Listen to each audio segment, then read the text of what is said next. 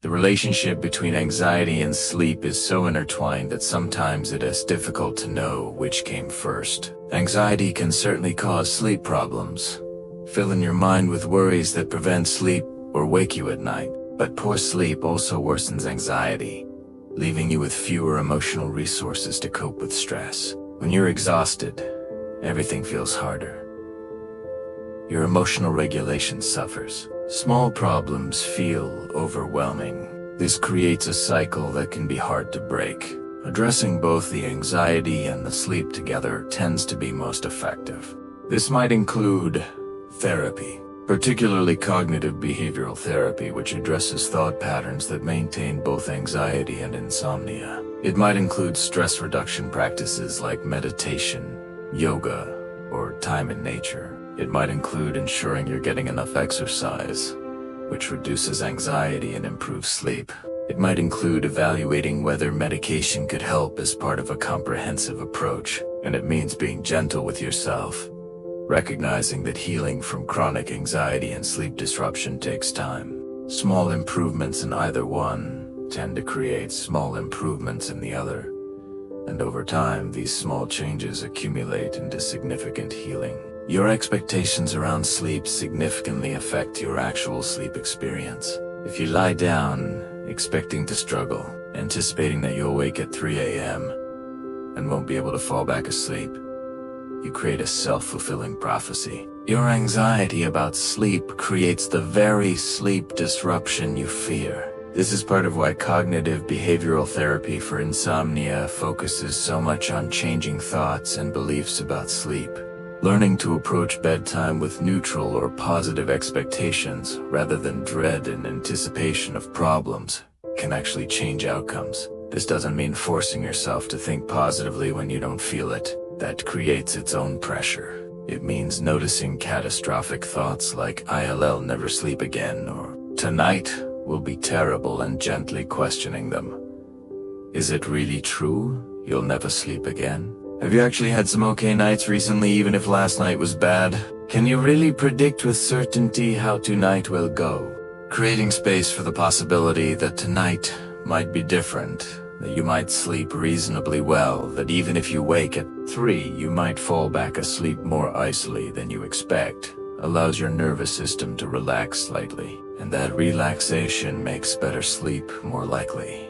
Gratitude practices, while they might seem unrelated to sleep, can actually support better rest by shifting your emotional state before bed and potentially reducing nighttime rumination. Spending a few minutes before sleep reflecting on things you're grateful for, even small things, can help counter the negativity bias that makes us focus on problems and worries. This doesn't mean forcing yourself to feel grateful when you're genuinely struggling. It means gently redirecting attention to what's working alongside what isn't. You might be grateful for a warm bed, a roof over your head, a pet who loves you, a kind interaction during the day, or simply that this difficult day is ending and tomorrow is a fresh start. Some people keep a gratitude journal, writing 3 things each evening. Others simply reflect mentally. The practice seems to work by promoting positive emotions, reducing stress, and creating a more peaceful emotional state as you transition towards sleep. It also gives your mind something to focus on other than worries. If you wake at 3 a.m., you might try mentally listing things you're really grateful for as a way to redirect your mind from anxious thoughts. This isn't about toxic positivity or pretending everything is fine when it isn't. It's about balanced awareness that includes both challenges and small blessings. Self-compassion is crucial when dealing with ongoing sleep difficulties. It's easy to become frustrated with yourself, to feel like you're failing at something as basic as sleep, to wonder what's wrong with you that you can't do this simple thing. But this self-criticism creates stress that makes sleep worse. Self-compassion means treating yourself with the same kindness you'd offer a good friend who is struggling. It means recognizing that sleep difficulties are common, not a personal failing. It means acknowledging that you're doing your best even when your best doesn't produce perfect results. It means speaking to yourself gently rather than harshly. When you wake at 3 a.m., instead of berating yourself with thoughts like, "What's wrong with me? Why can't I sleep like normal people?" Say, "This is hard right now. I'm doing the best I can. Waking during the night is something many people experience. I deserve kindness, especially when things are difficult." This shift in internal dialogue actually affects your physiology. Harsh self-criticism activates stress responses. Self-compassion activates calming responses. Beyond the immediate moment, self-compassion means taking care of yourself the next day when you're tired, adjusting expectations, prioritizing rest, and trusting that you're worthy of care and gentleness, even when you're not performing optimally. As we come toward the end of our time together tonight, it's worth remembering that sleep is not something you do. It's something you allow. You can create the conditions that support sleep. You can remove obstacles that prevent it. You can practice techniques that promote relaxation. But ultimately, sleep comes when it comes, and trying to force it only pushes it further away. This is one of the paradoxes of sleep. The more desperately you want it, the more it eludes you. The more you can let go and simply rest, trusting that your body knows how to sleep and will do so when ready, the more easily sleep arrives. When you wake at 3 in the morning, in those quiet, dark hours, when the world is still, remember that you're not alone. Millions of people are awake at this same moment, lying in their own beds, dealing with their own thoughts and worries. You're part of a vast, invisible community of nighttime wakers. And remember that waking doesn't mean failing. It means you're human. Your sleep system, like all systems in your body, isn't perfect. It has variations and fluctuations. Some nights will be easier than others, and that's okay. The practices and information we've explored tonight are meant to add pressure or create a perfect sleep protocol you must follow rigidly. They're simply tools, available when you need them. Some will resonate with you, others won't. Some might help tonight. Others might become useful at different times. Be curious and experimental. Notice what helps and what doesn't. And be patient with yourself in the process. Improving sleep, especially chronic sleep disruption, usually happens gradually, not overnight. You might have a few better nights than a difficult one. That doesn't mean you're back to square one. Healing isn't linear. It moves forward in waves, with advances and retreats, and the overall trend matters more than any single night. As you continue through your own journey with sleep, remember to celebrate small improvements. If you woke at 3 a.m., but fell back asleep in 20 minutes instead of lying awake for 2 hours, that's progress. If you woke, but felt less anxious about it than usual, that's progress. If you had 3 good nights this week instead of 1, that's progress. These small shifts accumulate over time into significant changes. Your body wants to sleep. It's designed to sleep. Sleep is as fundamental to your survival as breathing, and your body has powerful drives and systems to make it happen. Even when sleep feels difficult, even when you're waking at 3 a.m., night after night, trust that your body is doing its best. Something might be out of balance, whether physical, mental, emotional, or environmental, but your body hasn't forgotten how to sleep. It's simply being affected by factors that are disrupting the process. As you address those factors, whether through the lifestyle changes we've discussed, medical treatment if needed, stress reduction, improved sleep hygiene, or any combination of approaches, your natural sleep capacity can re-emerge. Give yourself time, give yourself compassion, and give yourself permission to sleep imperfectly while you're healing. And now, as this exploration comes to a close, allow yourself to simply rest. You've learned a lot tonight. Your mind has processed new information, and now it's time to let all of that go, releasing any thoughts about sleep, any efforts to do anything right, any concern about whether you'll sleep well or wake again. Just let yourself be here, in this moment, breathing gently, body relaxed, nothing to do and nowhere to go. The night will unfold as it will. Sleep will come when it's ready, and tomorrow, the sun will rise again, bringing a new day and new possibilities. For now, rest. Simply rest, and know that you are exactly where you need to be.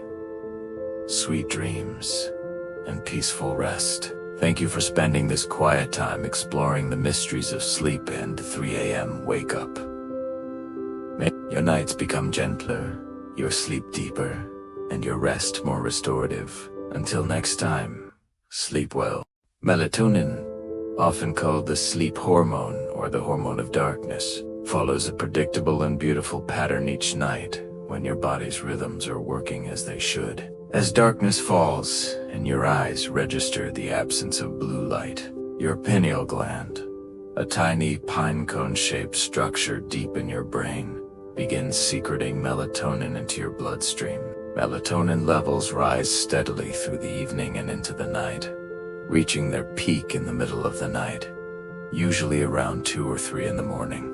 Then, as morning approaches and your body begins preparing for eventual waking, melatonin levels start to decline. This decline is part of your body's natural preparation for waking and facing the day.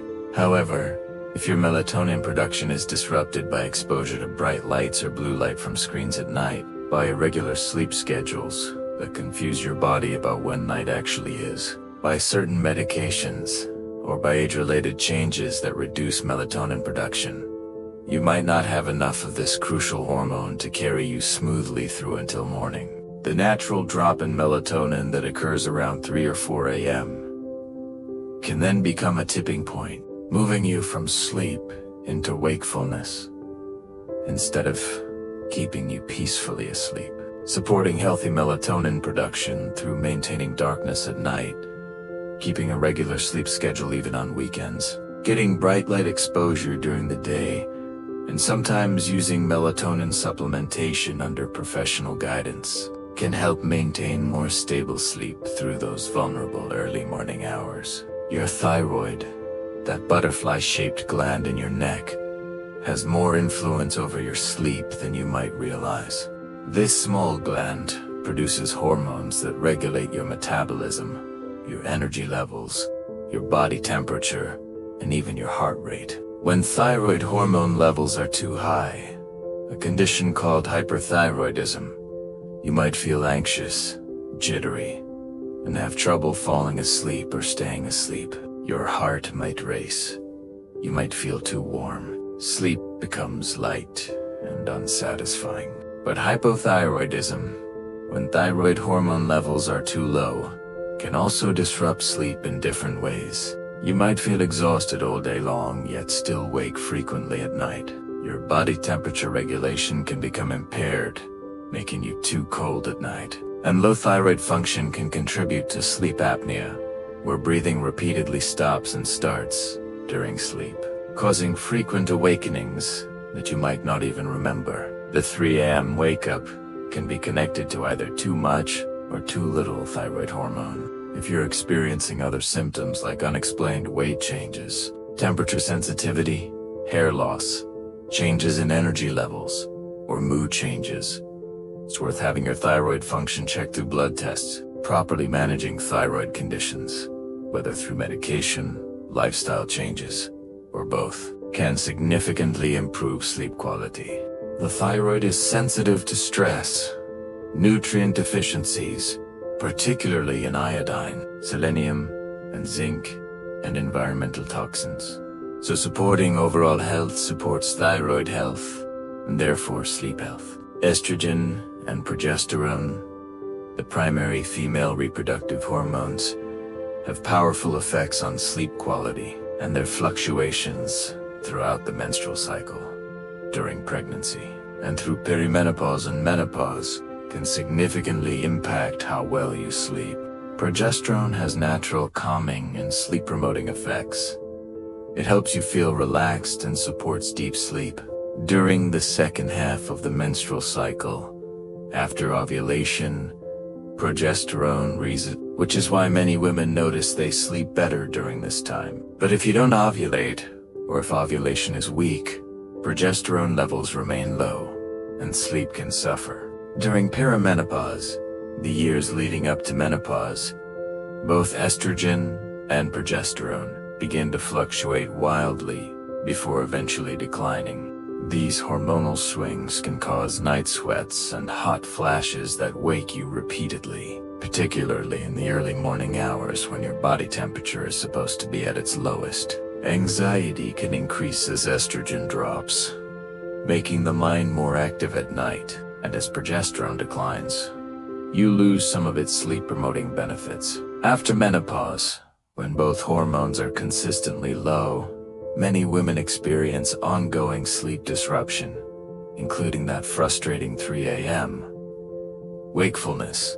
Supporting hormonal balance through good nutrition, stress management, regular exercise, and sometimes hormone replacement therapy under medical supervision can help improve sleep quality through these transitions. Understanding that hormonal changes affect sleep can also provide reassurance that you're not imagining the connection between your cycle or life stage and your sleep quality. Adrenaline, also called epinephrine, is your body's emergency response hormone.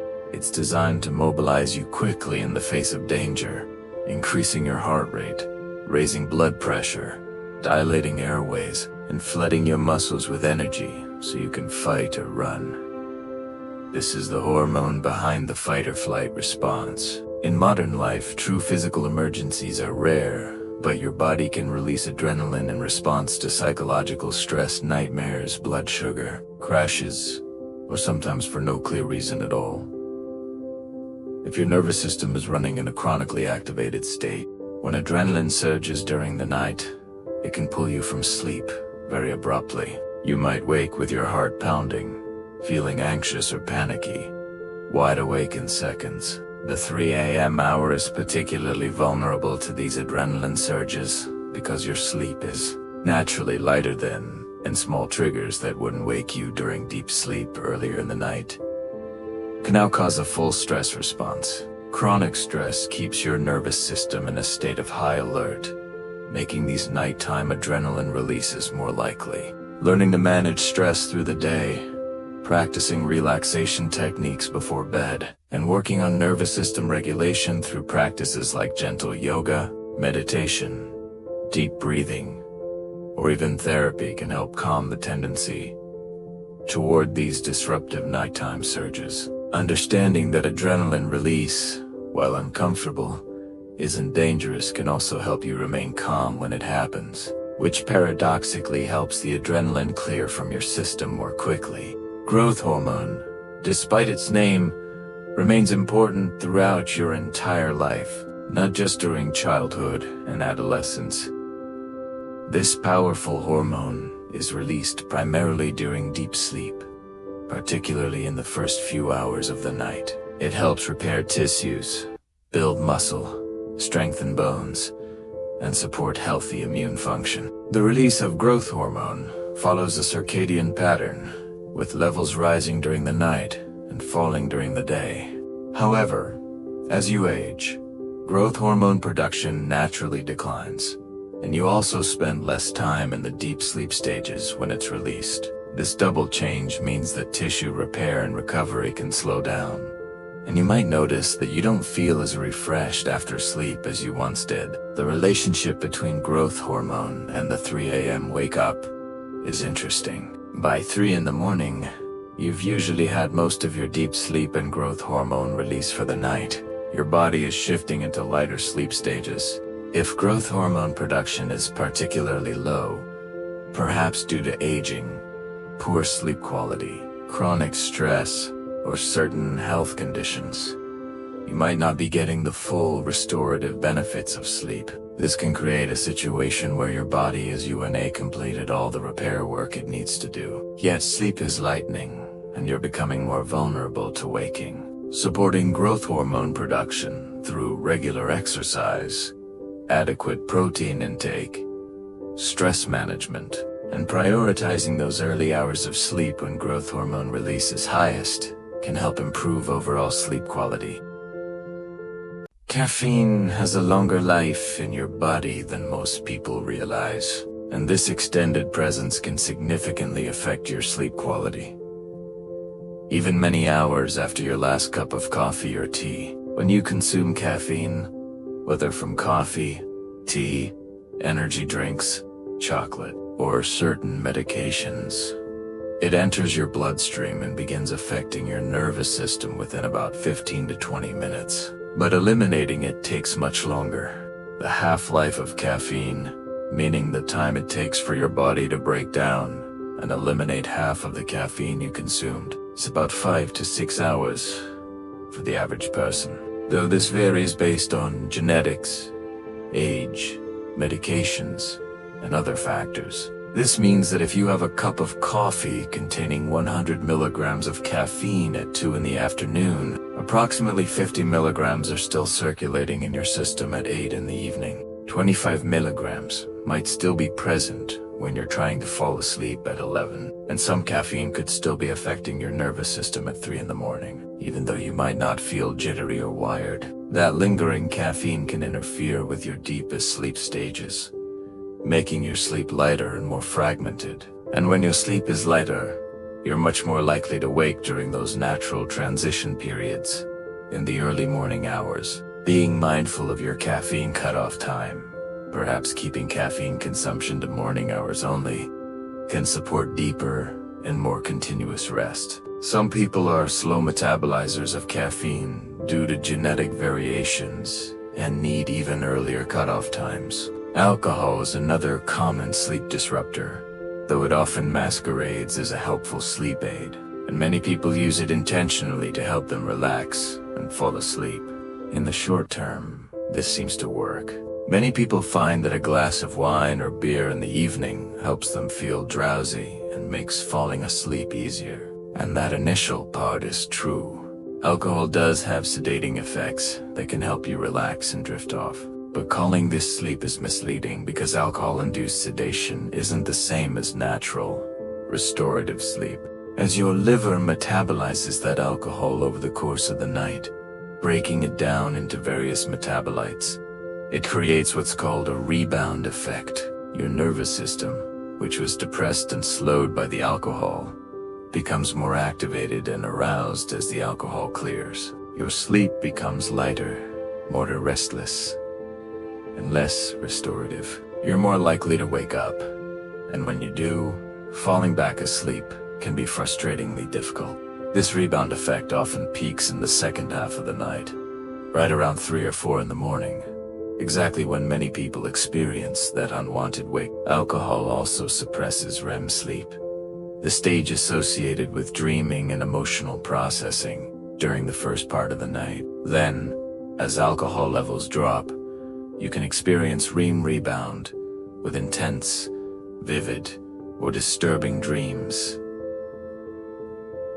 that might wake you. If you enjoy an occasional alcoholic drink, having it earlier in the evening and allowing several hours before bed can help minimize its impact on your sleep architecture. Dehydration is subtle, but surprisingly significant when it comes to sleep disruption. And many people don't realize how much their nighttime waking might be connected to inadequate fluid intake during the day. Your body needs water for virtually every function, including all the complex processes that maintain sleep.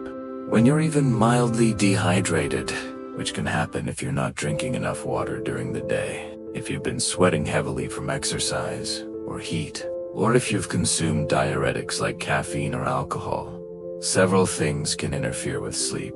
Your mouth and nasal passages can become uncomfortably dry, potentially causing enough irritation to pull you from sleep. Your blood becomes slightly thicker and more viscous, making your heart work harder to pump it through your system. You might experience muscle cramps or those annoying restless leg sensations. Your body's temperature regulation can become less efficient, and your kidneys have to work harder to concentrate your urine, which might actually wake you with the need to urinate even though you haven't had much to drink. The balance here is delicate and individual.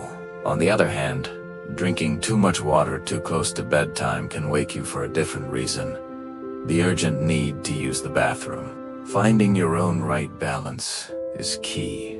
Most sleep experts recommend staying well hydrated throughout the day, drinking the majority of your fluids in the morning and early afternoon, then tapering off fluid intake 1 to 2 hours before bed. If you do wake at night and your mouth feels uncomfortably dry, a small sip of water can help you settle back into sleep more easily. Exercise has powerful effects on sleep quality, but the timing, intensity, and type of exercise all matter more than you might think. Regular physical activity, whether walking, swimming, cycling, dancing, or strength training, helps you sleep better in multiple ways. It reduces stress hormones like cortisol and adrenaline. It increases endorphins that improve mood. It physically tires your body, creating genuine sleepiness rather than just mental fatigue. It helps regulate your circadian rhythm, particularly if you exercise outdoors in natural light. And it can help regulate blood sugar and support healthy hormone balance. However, vigorous exercise too close to bedtime can actually interfere with sleep for some people, because it raises core body temperature, increases heart rate, and creates an energized, activated state. That's the opposite of the calm, cool state needed for sleep. The effects can last for several hours. If you're waking at 3 in the morning and you typically exercise in the evening, you might experiment with moving your workout to morning or midday to see if that helps. For others, though, evening exercise doesn't seem to cause problems and might even help them sleep better. Gentle movement in the evening, like walking, stretching, or restorative yoga, typically supports sleep rather than interfering with it. The key is paying attention to how your own body responds and adjusting accordingly. Consistency matters too. Regular exercise at the same time each day helps strengthen circadian rhythms. Screen time before bed has become one of the most common modern sleep disruptors. And if you're waking at 3 a.m., your evening screen habits might be playing a contributing role. The problem isn't just the stimulating content you might be viewing, though that matters too. The main issue is the blue wavelength light that screens emit. Your eyes contain special cells called intrinsically photosensitive retinal ganglion cells that are particularly sensitive to blue light. When these cells detect blue light, they send signals to your brain's master clock that it's daytime, suppressing the release of melatonin. This is useful during actual daytime, helping you stay alert. But in the evening, when you're scrolling through your phone, working on a computer, or watching television, that blue light is telling your brain it's still day, even though darkness has fallen outside. Melatonin production gets suppressed or delayed. Your internal clock gets confused about what time it is. You might not feel as sleepy as you should at bedtime, and even if you do fall asleep, your overall sleep architecture can be disrupted, with less deep sleep and more fragmented, lighter sleep. That lighter sleep makes you more vulnerable to waking in the early morning hours. If you can, try avoiding screens for 1 to 2 hours before bed. If that's not realistic, at least dim the brightness. Use blue light blocking glasses, enable your device's night mode features, and choose calming content over anything stimulating or upsetting. Your sleep will thank you. Hello, and welcome to Serene Science Channel. Tonight, we're exploring something many of us know all too well. That moment when your eyes open in the darkness, and the clock glows back at you, showing 3 in the morning. You're not alone in this experience. Millions of people around the world wake at this exact hour, night after night, wondering why their sleep has been interrupted. While it might feel frustrating in the moment, There's actually a beautiful orchestra of processes happening inside you that explains these nighttime awakenings. Science, nature, and your body's ancient rhythms all play a part in this 3 a.m. phenomena. If you find comfort in these calm explorations, a gentle like or subscribe helps others discover this peaceful corner of the internet. But there's no pressure at all. For now, just settle in, get comfortable, and let's drift through some soothing truths together.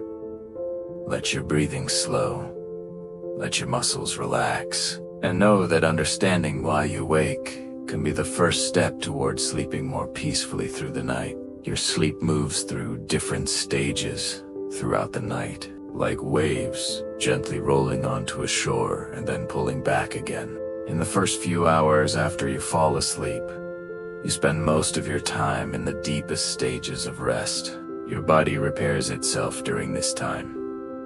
Muscles relax completely. Your breathing slows to its calmest rhythm. Brain waves become long and slow, moving like a peaceful ocean. But as the night continues, something beautiful and natural begins to shift. Around 3 or 4 in the morning, you naturally transition into lighter stages of sleep. This is when dreaming becomes more vivid and your brain becomes more active, almost as active as when you're awake. During this lighter sleep, you're closer to wakefulness. A small sound, a shift in temperature, or even a passing thought can be enough to bring you fully awake. It's not that anything is wrong with you or with your sleep. It's simply that your sleep architecture has moved you into a more delicate phase of rest, where the boundary between sleeping and waking becomes thinner and more permeable. This is completely normal and has been part of human sleep patterns for thousands of years. There's a fascinating reason why so many people wake up around the same time each night, and it has everything to do with your internal biological clock. Your body runs on an internal timekeeper that keeps remarkably precise time, more accurate than many watches. This clock doesn't just control when you feel sleepy or alert during the day. It also orchestrates a complex dance of hormones, temperature changes, and metabolic processes throughout the night. In the early morning hours, typically between 2 and 4, your body starts preparing for eventual waking, even though dawn might still be hours away. Your core body temperature begins to rise ever so slightly from its nighttime low. Certain hormones shift their levels in preparation for the day ahead. Your sleep naturally lightens as part of this preparation process. For most people, this transition happens so smoothly and gradually that they never fully wake up. They simply shift from one sleep stage to another without any awareness. But for others, these subtle changes are enough to bring them to full consciousness. Your internal clock isn't broken when this happens. It's actually working exactly as it was designed to work, following ancient rhythms that have been part of human biology since long before electric lights and alarm clocks existed. One of the most important players in the 3 a.m. wake up is a hormone called cortisol, and understanding its role can help you feel less frustrated when you find yourself awake. You might have heard cortisol described as the stress hormone, and while that's true, it has many other essential functions that have nothing to do with stress. Cortisol helps regulate your blood sugar levels throughout the day and night, keeping them stable. It controls inflammation in your body. It influences your blood pressure and helps maintain it at healthy levels. It even affects your immune system. Throughout the night, cortisol levels are meant to stay quite low, allowing your body to rest deeply without the activating effects of this hormone. But in the hours before dawn, cortisol begins to rise gradually. This gentle increase is your body's way of preparing you to eventually wake up and face the day ahead with energy and alertness. In an ideal situation, this cortisol rise happens so slowly and smoothly that you sleep right through it, never noticing the change. But when stress levels are high in your life, or when your body's natural rhythms are disrupted by irregular sleep schedules, shift work, or other factors, cortisol can spike more sharply and suddenly than it should. This sudden increase can pull you out of sleep completely, leaving you alert and wide awake in the quiet darkness. Your heart perhaps beating a bit faster than usual. Blood sugar plays a surprisingly important role in whether you sleep peacefully through the night or wake up at 3, feeling restless and alert. When you eat your last meal or a snack of the evening, your blood sugar rises and then gradually falls as your body uses that glucose for energy, even while you sleep. For most people, blood sugar remains stable enough throughout the night that sleep continues undisturbed and uninterrupted. But if you've eaten a large meal very late in the evening, or if you've consumed a lot of sugar or refined carbohydrates before bed, your blood sugar can spike quite high and then crash dramatically low several hours later. When blood sugar drops too much during the night, your body interprets this as a potential emergency situation. It responds by releasing cortisol and adrenaline to raise blood sugar back to safer levels. These are the same hormones that would help you escape danger or deal with a crisis. They're activating by nature, designed to wake you up and get you moving. So, even though you might not actually feel hungry when you wake at 3, a blood sugar crash could be the hidden culprit pulling you from sleep. Eating a balanced dinner that includes protein, healthy fats, and complex carbohydrates, and avoiding late-night sugary snacks can help keep blood sugar more stable through the night. Temperature might seem like a small detail, but it has profound and often underestimated effects on sleep quality and sleep continuity. Your body temperature naturally drops when you fall asleep, decreasing by about 1 to 2 degrees throughout the night. It reaches its lowest point in the early morning hours, often right around 3 or 4 a.m., the same time when many people tend to wake up. This temperature minimum is a delicate moment in your sleep cycle. If your bedroom is too warm, or if you're sleeping under blankets that trap too much heat, your body can't reach that ideal cool state that supports deep sleep.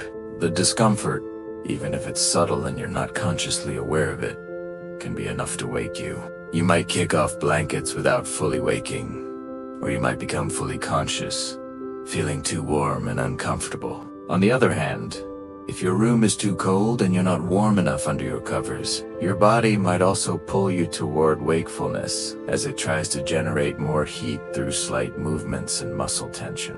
The sweet spot for sleep is generally a cool room, usually somewhere between 60 and 67 degrees Fahrenheit, with enough bedding to keep you comfortable without overheating.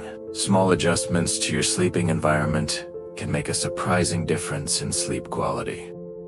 Magnesium is a mineral that doesn't always get the attention it deserves, but it is deeply and intricately involved in how well you sleep and whether you stay asleep through the night. This humble mineral helps calm your nervous system, sending signals that it's safe to relax and let go. It helps relax your muscles, releasing the tension that can accumulate during the day, and it plays a crucial role in regulating the production of melatonin, the hormone that signals to your body that it's time to feel sleepy.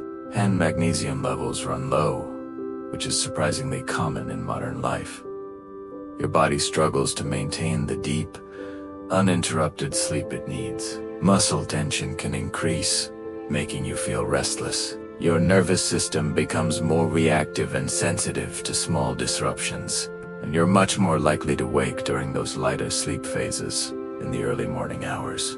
Modern diets often don't provide enough magnesium, especially if you're eating a lot of processed foods or if your stress levels are high. Here's something important to know. Stress actually depletes magnesium from your body, creating a challenging cycle where poor sleep leads to more stress, which leads to even lower magnesium levels, which leads to worse sleep.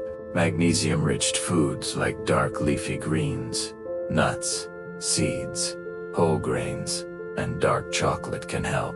Some people also find that taking a magnesium supplement in the evening, particularly magnesium glycinate, which is well absorbed and gentle in the stomach, supports more restful and continuous sleep. Vitamin D plays a surprisingly important role in sleep quality. Even though we typically think of it in connection with bone health, immunity, or mood. This vitamin, which your body produces when your skin is exposed to sunlight, helps regulate your sleep-wake cycle in multiple important ways.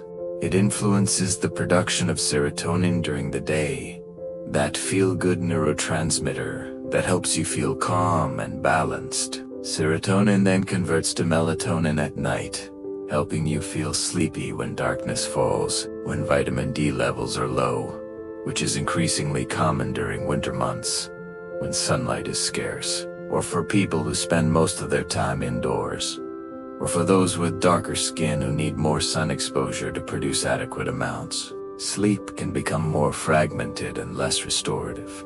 You might find yourself waking more frequently during the night, particularly in those early morning hours when sleep is already naturally lighter. The connection between vitamin D and the 3 a.m. wake-up is subtle but very real.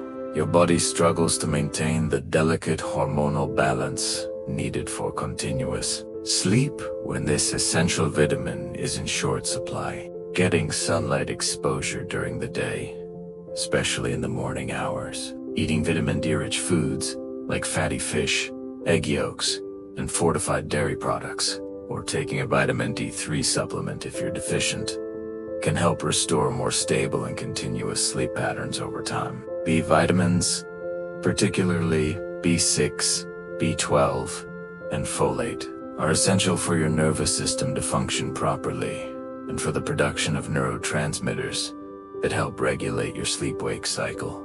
Vitamin B6 specifically helps your body produce both serotonin and melatonin from the amino acid, while B12 supports healthy nerve function and helps regulate your body's natural circadian rhythms. Folate works alongside B12 in many processes that affect mood and sleep. When any of these B vitamins are deficient, your sleep architecture can become disrupted in noticeable ways. You might have trouble falling asleep initially, your mind racing despite physical exhaustion. Or you might wake frequently during the night, sleep feeling light and unsatisfying. B vitamin deficiencies are more common than many people realize, especially in those who follow vegetarian or vegan diets and don't supplement appropriately. Those with digestive issues that affect nutrient absorption like celiac disease or Crohn's disease. Older adults whose absorption decreases with age, or people who take certain medications like metformin or acid-blocking drugs. The fatigue that comes with B vitamin deficiency can feel like a frustrating paradox. You're exhausted during the day, struggling to keep your eyes open, but unable to sleep soundly at night when you finally have the chance. Waking at 3 in the morning, feeling tired but unable to drift back to sleep, is a particularly common pattern with B vitamin deficiency. Foods rich in B vitamins include whole grains, legumes, eggs, dairy products, meat, fish, and nutritional yeast. Iron deficiency affects more than just your energy levels and the color of your complexion during the day. This essential mineral is crucial for oxygen transport throughout your body, carried by hemoglobin in your red blood cells. But iron also plays an important role in sleep quality and is particularly connected to restless leg syndrome. That uncomfortable sensation of needing to move your legs that often strikes when you retrying to fall asleep or in the middle of the night.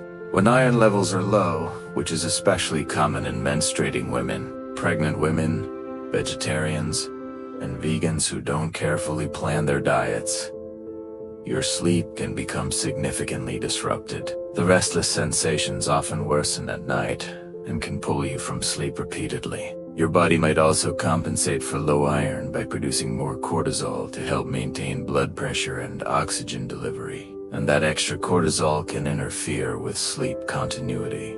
Iron deficiency can develop gradually, so you might not realize it's affecting your sleep until the deficiency becomes more severe. If you're waking frequently at night and also experiencing symptoms like unusual fatigue, pale skin, cold hands and feet, or those strange urges to move your legs, it's worth having your iron levels checked through a simple blood test. The most complete picture comes from checking not just hemoglobin but also ferritin, which measures your iron stores.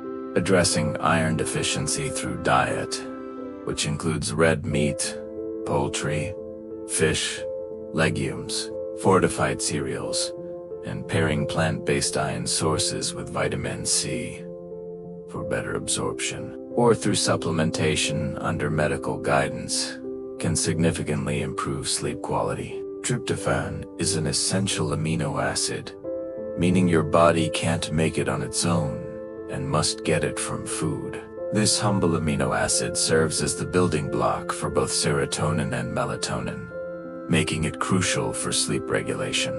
When you eat foods containing tryptophan like turkey, chicken, eggs, cheese, nuts, seeds, or tofu, your body can use it to produce serotonin during the day, which helps regulate mood and then convert that serotonin to melatonin in the evening to promote sleep.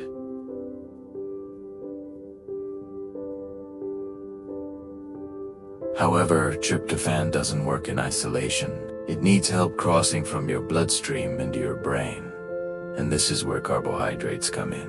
When you eat carbohydrates, your body releases insulin, which helps clear other amino acids from your bloodstream, making it easier for tryptophan to enter your brain. This is why a small snack combining protein and carbohydrates in the evening, like whole grain toast with nut butter or Greek yogurt with berries, can be more effective for promoting sleep than protein alone. But here's something important to understand.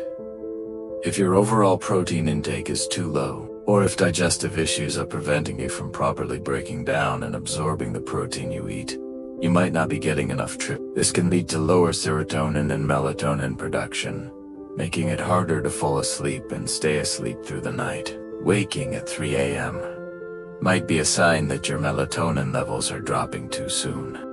Melatonin, often called the sleep hormone or the hormone of darkness, follows a predictable and beautiful pattern each night when your body's rhythms are working as they should. As darkness falls and your eyes register the absence of blue light, your pineal gland, a tiny pine cone-shaped structure deep in your brain, begins secreting melatonin into your bloodstream.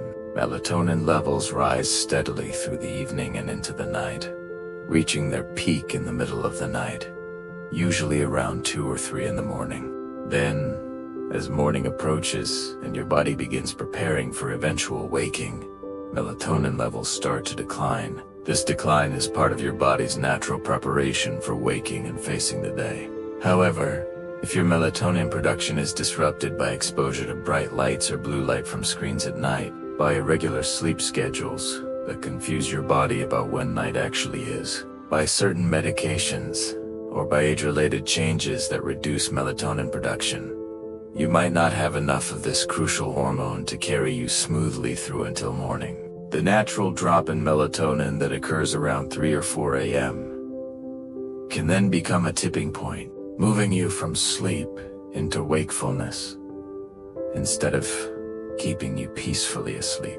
Supporting healthy melatonin production through maintaining darkness at night, keeping a regular sleep schedule even on weekends, getting bright light exposure during the day, and sometimes using melatonin supplementation under professional guidance can help maintain more stable sleep through those vulnerable early morning hours. Your thyroid, that butterfly-shaped gland in your neck, has more influence over your sleep than you might realize. This small gland produces hormones that regulate your metabolism, your energy levels, your body temperature, and even your heart rate. When thyroid hormone levels are too high, a condition called hyperthyroidism, you might feel anxious, jittery, and have trouble falling asleep or staying asleep. Your heart might race. You might feel too warm. Sleep becomes light and unsatisfying. But hypothyroidism, when thyroid hormone levels are too low, can also disrupt sleep in different ways. You might feel exhausted all day long, yet still wake frequently at night. Your body temperature regulation can become impaired, making you too cold at night. And low thyroid function can contribute to sleep apnea, where breathing repeatedly stops and starts during sleep, causing frequent awakenings that you might not even remember. The 3 a.m. wake-up can be connected to either too much or too little thyroid hormone. If you're experiencing other symptoms like unexplained weight changes, temperature sensitivity, hair loss, changes in energy levels, or mood changes, it's worth having your thyroid function checked through blood tests. Properly managing thyroid conditions, whether through medication, lifestyle changes, or both, can significantly improve sleep quality. The thyroid is sensitive to stress, nutrient deficiencies, particularly in iodine, selenium, and zinc, and environmental toxins. So supporting overall health supports thyroid health, and therefore sleep health. Estrogen and progesterone, the primary female reproductive hormones, have powerful effects on sleep quality, and their fluctuations throughout the menstrual cycle, during pregnancy, and through perimenopause and menopause can significantly impact how well you sleep. Progesterone has natural calming and sleep-promoting effects. It helps you feel relaxed and supports deep sleep. During the second half of the menstrual cycle, after ovulation, progesterone raises, which is why many women notice they sleep better during this time. But if you don't ovulate, or if ovulation is weak, progesterone levels remain low, and sleep can suffer. During perimenopause, the years leading up to menopause, both estrogen and progesterone begin to fluctuate wildly before eventually declining. These hormonal swings can cause night sweats and hot flashes that wake you repeatedly, particularly in the early morning hours when your body temperature is supposed to be at its lowest. Anxiety can increase as estrogen drops, making the mind more active at night, and as progesterone declines, you lose some of its sleep-promoting benefits. After menopause, when both hormones are consistently low, many women experience ongoing sleep disruption, including that frustrating 3 a.m. wakefulness. Supporting hormonal balance through good nutrition, stress management, regular exercise, and sometimes hormone replacement therapy under medical supervision can help improve sleep quality through these transitions. Understanding that hormonal changes affect sleep can also provide reassurance that you're not imagining the connection between your cycle or life stage and your sleep quality. Adrenaline, also called epinephrine, is your body's emergency response hormone. It's designed to mobilize you quickly in the face of danger, increasing your heart rate, raising blood pressure, dilating airways, and flooding your muscles with energy so you can fight or run. This is the hormone behind the fight or flight response. In modern life, true physical emergencies are rare, but your body can release adrenaline in response to psychological stress, nightmares, blood sugar crashes, or sometimes for no clear reason at all. If your nervous system is running in a chronically activated state, when adrenaline surges during the night, it can pull you from sleep very abruptly. You might wake with your heart pounding, feeling anxious or panicky, wide awake in seconds. The 3 a.m. hour is particularly vulnerable to these adrenaline surges because your sleep is naturally lighter than, and small triggers that wouldn't wake you during deep sleep earlier in the night can now cause a full stress response. Chronic stress keeps your nervous system in a state of high alert, making these nighttime adrenaline releases more likely. Learning to manage stress through the day, practicing relaxation techniques before bed, and working on nervous system regulation through practices like gentle yoga, meditation, deep breathing, or even therapy can help calm the tendency toward these disruptive nighttime surges. Understanding that adrenaline release, while uncomfortable, isn't dangerous can also help you remain calm when it happens, which paradoxically helps the adrenaline clear from your system more quickly.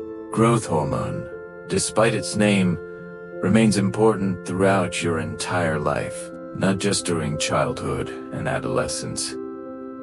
This powerful hormone is released primarily during deep sleep, particularly in the first few hours of the night. It helps repair tissues, build muscle, strengthen bones, and support healthy immune function. The release of growth hormone follows a circadian pattern, with levels rising during the night and falling during the day.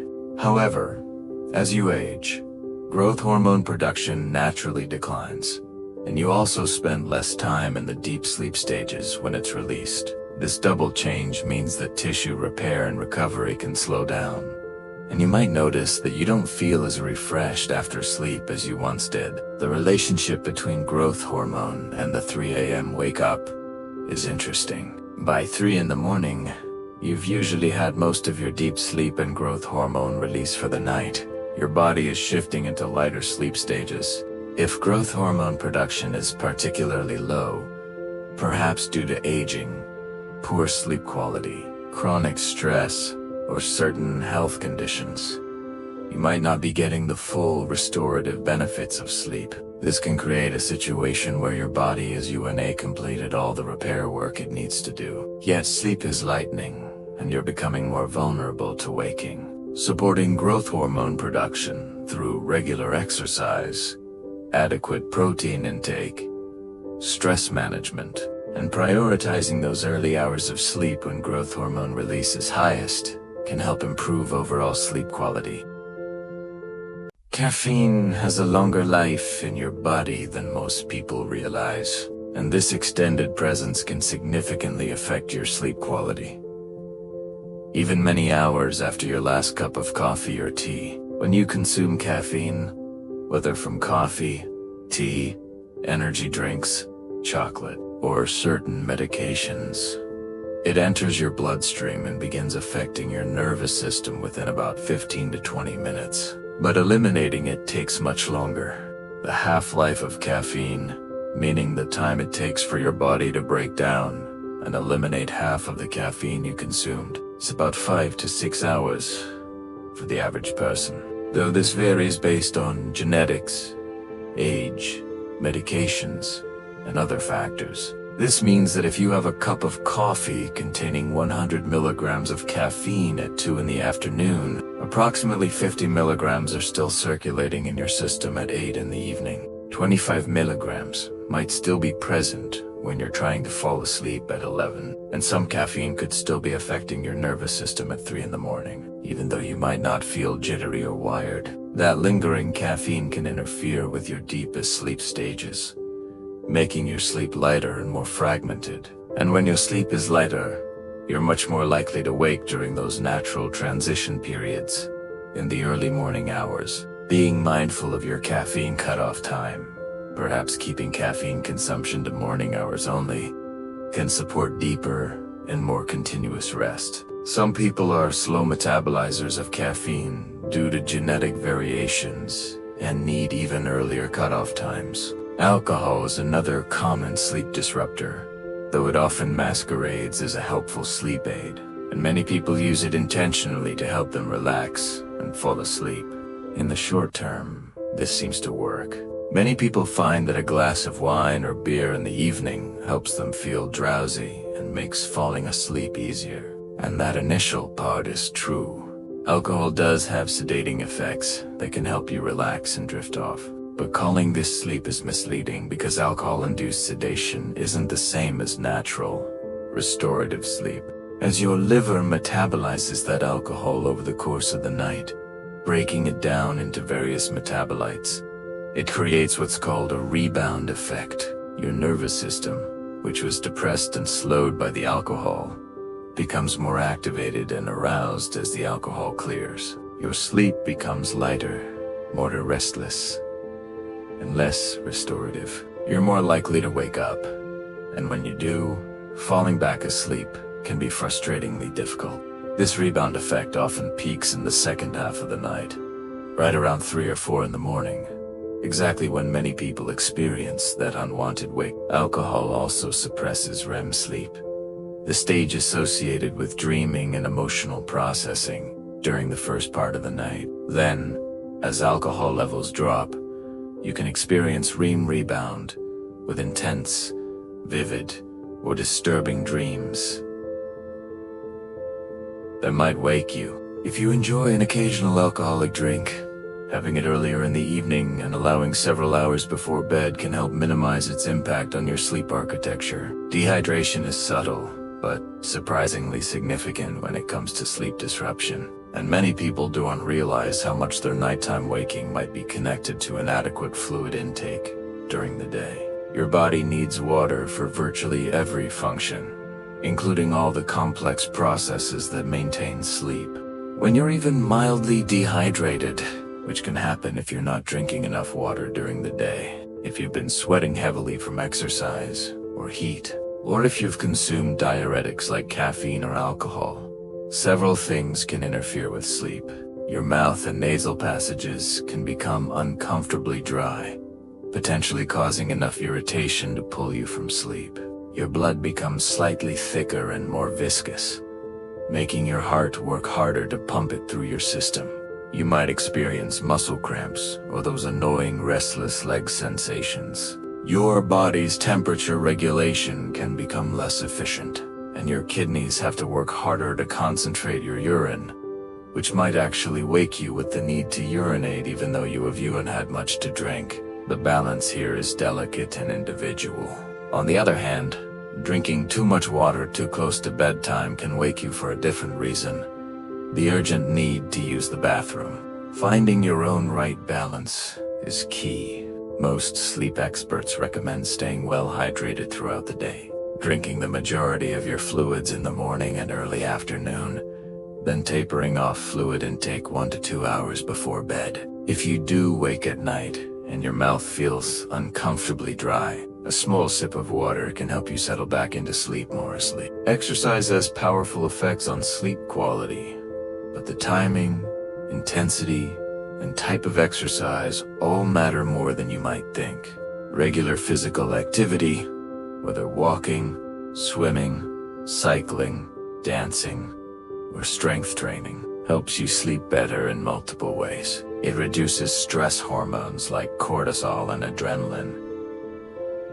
It increases endorphins that improve mood. It physically tires your body, creating genuine sleepiness rather than just mental fatigue. It helps regulate your circadian rhythm, particularly if you exercise outdoors in natural light. And it can help regulate blood sugar and support healthy hormone balance. However, vigorous exercise too close to bedtime can actually interfere with sleep for some people, because it raises core body temperature, increases heart rate, and creates an energized, activated state. That's the opposite of the calm, cool state needed for sleep. The effects can last for several hours. If you're waking at 3 in the morning and you typically exercise in the evening, you might experiment with moving your workout to morning or midday to see if that helps. For others, though, evening exercise doesn't seem to cause problems and might even help them sleep better. Gentle movement in the evening, like walking, stretching, or restorative yoga, typically supports sleep rather than interfering with it. The key is paying attention to how your own body responds and adjusting accordingly. Consistency matters too. Regular exercise at the same time each day helps strengthen circadian rhythms. Screen time before bed has become one of the most common modern sleep disruptors. And if you're waking at 3 a.m., your evening screen habits might be playing a contributing role. The problem isn't just the stimulating content you might be viewing, though that matters too. The main issue is the blue wavelength light that screens emit. Your eyes contain special cells called intrinsically photosensitive retinal ganglion cells that are particularly sensitive to blue light. When these cells detect blue light, they send signals to your brain's master clock that it's daytime, suppressing the release of melatonin. This is useful during actual daytime, helping you stay alert. But in the evening, when you're scrolling through your phone, working on a computer, or watching television, that blue light is telling your brain it's still day, even though darkness has fallen outside. Melatonin production gets suppressed or delayed. Your internal clock gets confused about what time it is. You might not feel as sleepy as you should at bedtime, and even if you do fall asleep, your overall sleep architecture can be disrupted, with less deep sleep and more fragmented lighter sleep. That lighter sleep makes you more vulnerable to waking in the early morning hours. If you can, try avoiding screens for 1 to 2 hours before bed. If that's not realistic, at least dim the brightness. Use blue light blocking glasses. Enable your device's night mode features, and choose calming content over anything stimulating or upsetting. Your sleep will thank you.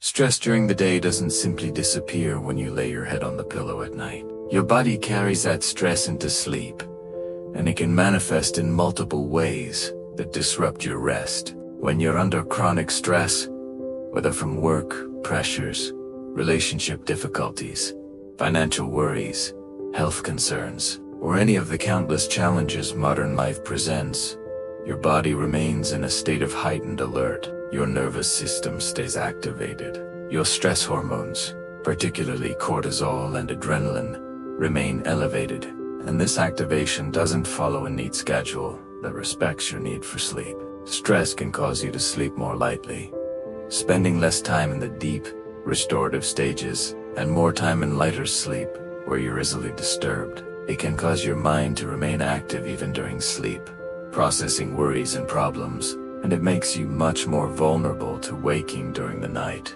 particularly during those early morning hours when sleep is naturally lighter. The 3 a.m. wake-up often feels worse because stress amplifies itself in the quiet darkness. Without the distractions of daytime life, worries can feel overwhelming. Your stressed nervous system might interpret even normal body sensations as threats, pulling you more fully awake. Learning to manage stress during waking hours, through whatever methods worked for you, whether meditation, therapy, exercise, creative expression, time in nature, or connection with others, becomes an investment in better sleep. Your nighttime rest is intimately connected to your daytime stress levels. Anxiety and sleep have a complex bidirectional relationship that can create frustrating cycles. Anxiety can make it difficult to fall asleep, as your mind races with worries, worst-case scenarios, and endless mental planning. But poor sleep also worsens anxiety, leaving you with fewer emotional resources to cope with stress and challenges. When anxiety wakes you at 3 in the morning, it often feels particularly intense and overwhelming. There's a neurological reason for this. During the night, particularly in the early morning hours, your prefrontal cortex, the part of your brain responsible for rational thinking, perspective, and emotional regulation, is less active. Meanwhile, your amygdala, the brain's alarm center that processes fear and threat, can become more reactive. This combination means that anxious thoughts that you might be able to manage reasonably well during the day feel much bigger, scarier, and more urgent at 3 in the morning. Everything seems worse in the dark. Problems feel unsolvable. Fears feel more real. Understanding this neurological reality can actually help.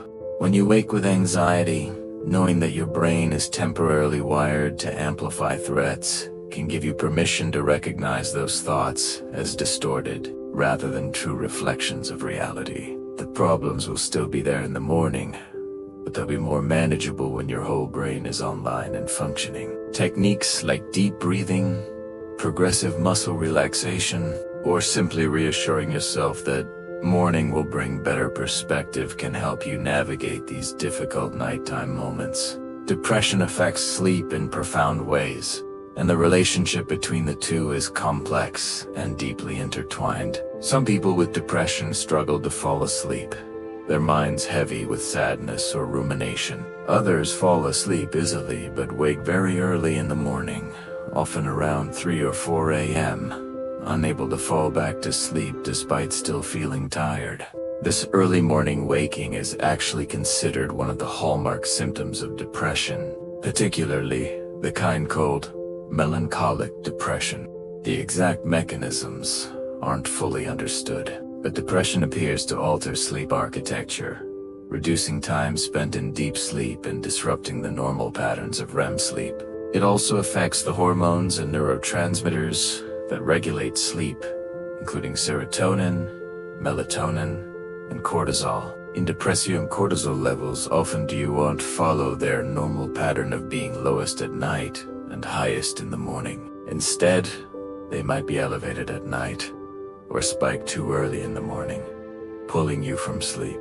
Depression can also increase inflammation in the body, which has its own effects on sleep quality. The relationship runs both ways. Depression disrupts sleep, but poor sleep also worsens depression, creating a cycle that can feel impossible to break. If you're experiencing persistent early morning waking along with other symptoms of depression like low mood, loss of interest in activities, changes in appetite, feelings of worthlessness or hopelessness, or thoughts of death, it's important to reach out for professional help. Effective treatments exist for depression, and improving depression almost always improves sleep as well. Worry and rumination, but repetitive dwelling on problems without reaching solutions, can be particularly problematic at 3 in the morning. During the day, you might distract yourself from worries by staying busy, engaging in activities, or talking with others. But at night, there's nowhere to hide from your own thoughts. Rumination tends to intensify in the quiet darkness, your mind going over the same concerns again and again, like a hamster running endlessly on a wheel. This mental activity keeps your nervous system activated, making it very difficult to drift back to sleep. Researchers have found that people who tend toward rumination are more likely to experience sleep disturbances, including those frustrating middle-of-the-night awakenings. The thoughts might focus on past events, replaying conversations or situations, analyzing what went wrong or what you should have done differently. Or they might focus on future worries, imagining all the things that could go wrong and trying to mentally prepare for every possibility. Neither type of rumination is productive. You can't change the past, no matter how many times you replay it. And you can't unsolve future problems in any real way at 3 in the morning when you're tired and your thinking is impaired. Learning to recognize rumination when it starts, to notice that your mind has begun that repetitive loop, is the first step. Then you can consciously redirect your attention, perhaps using breathing exercises, gentle body awareness, or even getting up briefly to break the pattern before returning to bed with a more settled mind. Trauma, whether recent or from long ago, can significantly impact sleep patterns and make nighttime waking more likely. Trauma affects the nervous system in deep ways, often leaving it in a state of hypervigilance, always scanning for danger even when you're safe. This hypervigilance doesn't turn off at night. In fact, sleep can feel particularly vulnerable for trauma survivors, because being unconscious means you can't watch for threats. The nervous system might respond to this perceived vulnerability by keeping sleep lighter and more easily disrupted, or by waking you frequently to check that everything is safe. Nightmares are common after trauma, and they can certainly wake you, often suddenly and with your heart racing. Post-traumatic stress disorder, or PTSD, specifically includes sleep disturbances as one of its diagnostic criteria. People with PTSD often wake in the early morning hours, sometimes from nightmares, sometimes seemingly without reason, and find it very difficult to fall back asleep. The 3 a.m. wake-up can become a dreaded pattern. Trauma also affects the body's stress hormone systems, often leading to elevated cortisol levels or abnormal cortisol patterns that can interfere with sleep. If you've experienced trauma and you're struggling with sleep, specialized treatment approaches like trauma-focused therapy, EMDR, or somatic therapies can help process the trauma and calm the nervous system. Better sleep often follows as the nervous system begins to feel safer and more settled. In traditional Chinese medicine, which has been practiced for thousands of years, the body is understood to have an internal clock where different organs are most active during specific 2-hour periods throughout the day and night. This concept, sometimes called the Chinese medicine body clock or the Chinese organ clock, sees the body's energy, called qi, flowing through different meridian pathways on a predictable schedule. According to this ancient system, the liver is most active between 1 and 3 in the morning. During these hours, the liver is thought to be doing important work, processing toxins, filtering the blood, and storing and releasing blood as needed.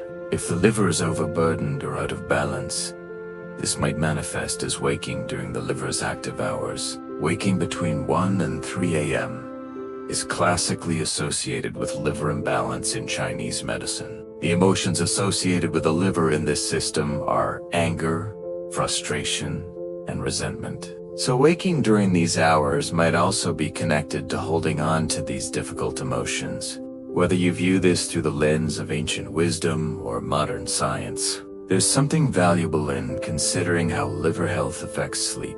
The liver does indeed do important detoxification work during sleep, supporting your liver through reducing alcohol intake, eating plenty of vegetables, staying hydrated, limiting processed foods, and managing stress can support both liver health and more restful sleep. Following the Chinese medicine body clock, the lung is associated with the hours between 3 and 5 in the morning. In traditional Chinese medicine, the lung is responsible for taking in qi from the air through breathing and distributing it throughout the body. The lung is also closely connected to the immune system and to the skin in this framework. The emotion associated with the lung is grief and sadness. According to this ancient wisdom, waking consistently between 3 and 5 a.m. might indicate an imbalance in the lung meridian or unresolved grief that needs attention and healing. From both Eastern and Western perspectives, breathing is fundamental to sleep. Sleep apnea and other breathing disorders commonly cause nighttime waking. Allergies that affect breathing can disturb sleep. Asthma symptoms often worsen in the early morning hours. Even subtle changes in breathing patterns during sleep can affect sleep quality. The connection between grief and sleep is also recognized in Western psychology. Grief can certainly disrupt sleep, causing early morning waking, difficulty falling asleep, or restless, unrefreshing sleep. Whether you're drawn to the traditional Chinese medicine perspective or not, the invitation here is to consider both your physical lung health and your emotional well-being. Are you breathing deeply and fully during the day? Do you have unprocessed grief or sadness that needs acknowledgement and expression? Sometimes the body communicates through sleep disturbances. What the conscious mind hasn't fully addressed. Traditional Chinese medicine also recognizes the importance of balance between yin and yang energies in the body. Concepts that don't have direct equivalents in Western medicine, but roughly correspond to cooling and warming, resting and active feminine and masculine qualities. Sleep itself is considered a yin activity, a time of rest, restoration, and inward focus. If your body has too much yang energy, meaning too much heat, too much activation, or too much outward focused activity, and not enough yin energy to balance it, sleep can become disturbed. You might struggle to settle into sleep. You might wake feeling too warm. Your mind might remain too active. Building yin energy, from a Chinese medicine perspective, involves practices like meditation, gentle movement such as Tai Chi or Yin Yoga, spending time in nature, reducing stimulation, eating cooling foods, and creating more stillness in your life. In Western terms, this could be understood as supporting parasympathetic nervous system activation, the rest and digest mode, and reducing overactivation of the sympathetic nervous system, the fight or flight mode. The 3 a.m. wake-up, in this framework, might be seen as the body trying to move into deeper rest and restoration, but not having sufficient yin energy to stay there. The activation of yang pulls you back toward wakefulness. Whether you think of it as balancing yin and yang, or balancing your nervous system, the practical steps are similar. creating more calm, more coolness, and more genuine rest in your life. Acupuncture, a key therapy in traditional Chinese medicine, has been studied in Western research for its effects on sleep, and the results are encouraging. Multiple studies have found that acupuncture can help improve sleep quality, reduce the time it takes to fall asleep, decrease nighttime awakenings, and increase total sleep time. The proposed mechanisms are multiple. Acupuncture appears to help regulate melatonin production, supporting better sleep-wake rhythms. It may reduce sympathetic nervous system activation and enhance parasympathetic tone, helping shift the body into a more restful state. It can help reduce pain and anxiety, both of which interfere with sleep, and it might influence the same neurotransmitter systems that medications target, including serotonin and GABA, but without the side effects. From the traditional Chinese medicine perspective, acupuncture works by regulating the flow of qi through the body's removing blockages and restoring balance. Whether you understand it through the traditional framework or the modern research, many people find acupuncture genuinely helpful for sleep issues, including those frustrating early morning awakenings. Acupuncture is generally safe when performed by a qualified, licensed practitioner who uses sterile needles. Some people feel effects after just 1 or 2 treatments, while others need a longer series. If conventional approaches haven't helped your sleep, or if you're looking for options beyond medication, acupuncture might be worth considering. Many insurance plans now cover acupuncture for certain conditions. Herbal medicine, whether from the traditional Chinese medicine tradition, Western herbalism, Ayurvedic medicine, or other traditional systems, offers many options that have been used for centuries to support better sleep. While these aren't regulated as strictly as pharmaceutical drugs, and you should always consult with a qualified practitioner before using them, particularly if you take medications or have health conditions. Understanding some traditional sleep herbs can be helpful. From Chinese medicine, formulas like Xuanzao, Rentang, or Animian Pian have long histories of use for insomnia and restless sleep. Western herbalism offers herbs like valerian root, passion flower, lemon balm, chamomile, and lavender, all of which have traditional uses for promoting calm and sleep. Some of these have been studied in modern research with promising results. Magnesium, while technically a mineral rather than an herb, is often included in sleep support formulations and has good evidence supporting its use.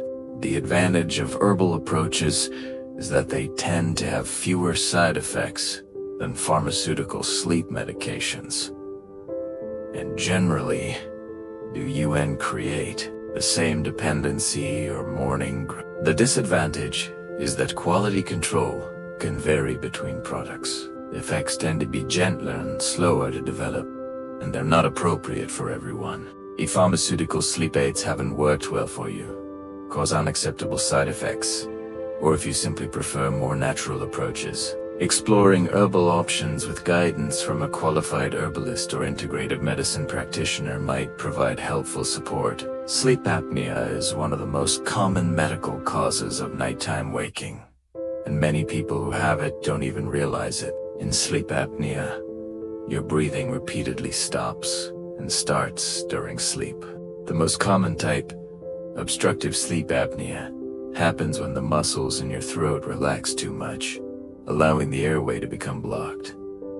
When this happens, oxygen levels drop. Your brain, sensing the lack of oxygen, partially wakes you just enough to restart breathing. You might not remember these awakenings at all, or you might wake more fully, perhaps feeling like you're gasping or choking. These events can happen dozens or even hundreds of times per night. While sleep apnea can cause awakenings at any time during the night, they often cluster in the early morning hours when you in REM sleep because muscle relaxation is greatest during REM.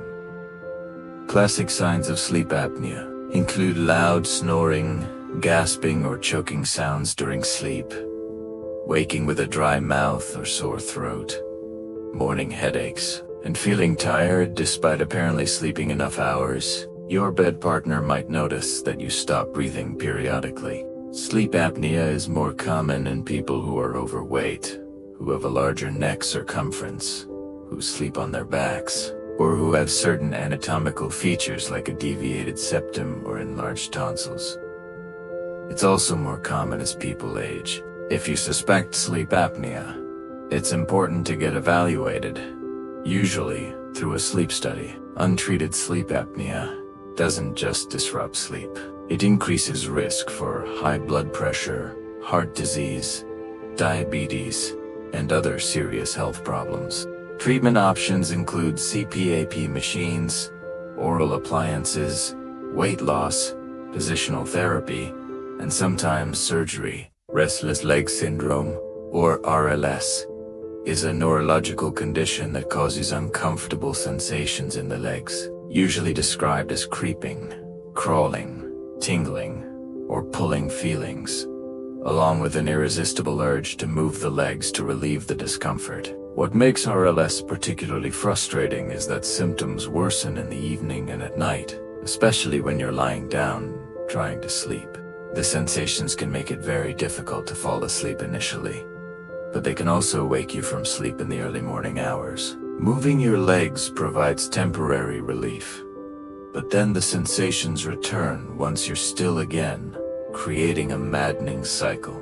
The exact cause of RLS isn't fully understood, but it appears to involve dopamine, a neurotransmitter in the brain that helps control muscle movement. Iron deficiency is strongly linked to RLS because iron is needed for dopamine production. Many people with RLS have low ferritin levels, even when their hemoglobin is normal. Other potential triggers include pregnancy, certain medications, including some antidepressants and antihistamines, caffeine, alcohol, and kidney failure. RLS can run in families, suggesting a genetic component. If you're experiencing symptoms that sound like RLS, especially if they're affecting your sleep, talk with your doctor. Treatment might include iron supplementation if levels are low, medication to enhance dopamine function, avoiding triggers, and lifestyle changes like regular exercise and leg massage before bed. Many people find their symptoms significantly improve once the underlying cause is addressed. Periodic limb movement disorder, or PLMD, is related to restless leg syndrome, but distinct from it. In PLMD, your legs, and sometimes arms, make repetitive jerking or twitching movements during sleep, typically every 20 to 40 seconds. You're usually not aware of these movements, though they can partially wake you or pull you into lighter sleep, disrupting sleep quality even if you don't fully wake. Your sleep partner might notice the movements, or you might discover them through a sleep study. Like RLS, PLM, D is more common in older adults and is associated with iron deficiency and dopamine dysfunction. Some people have both conditions. The movements in PLMD tend to happen more during the first half of the night, but they can occur throughout sleep and might contribute to early morning waking.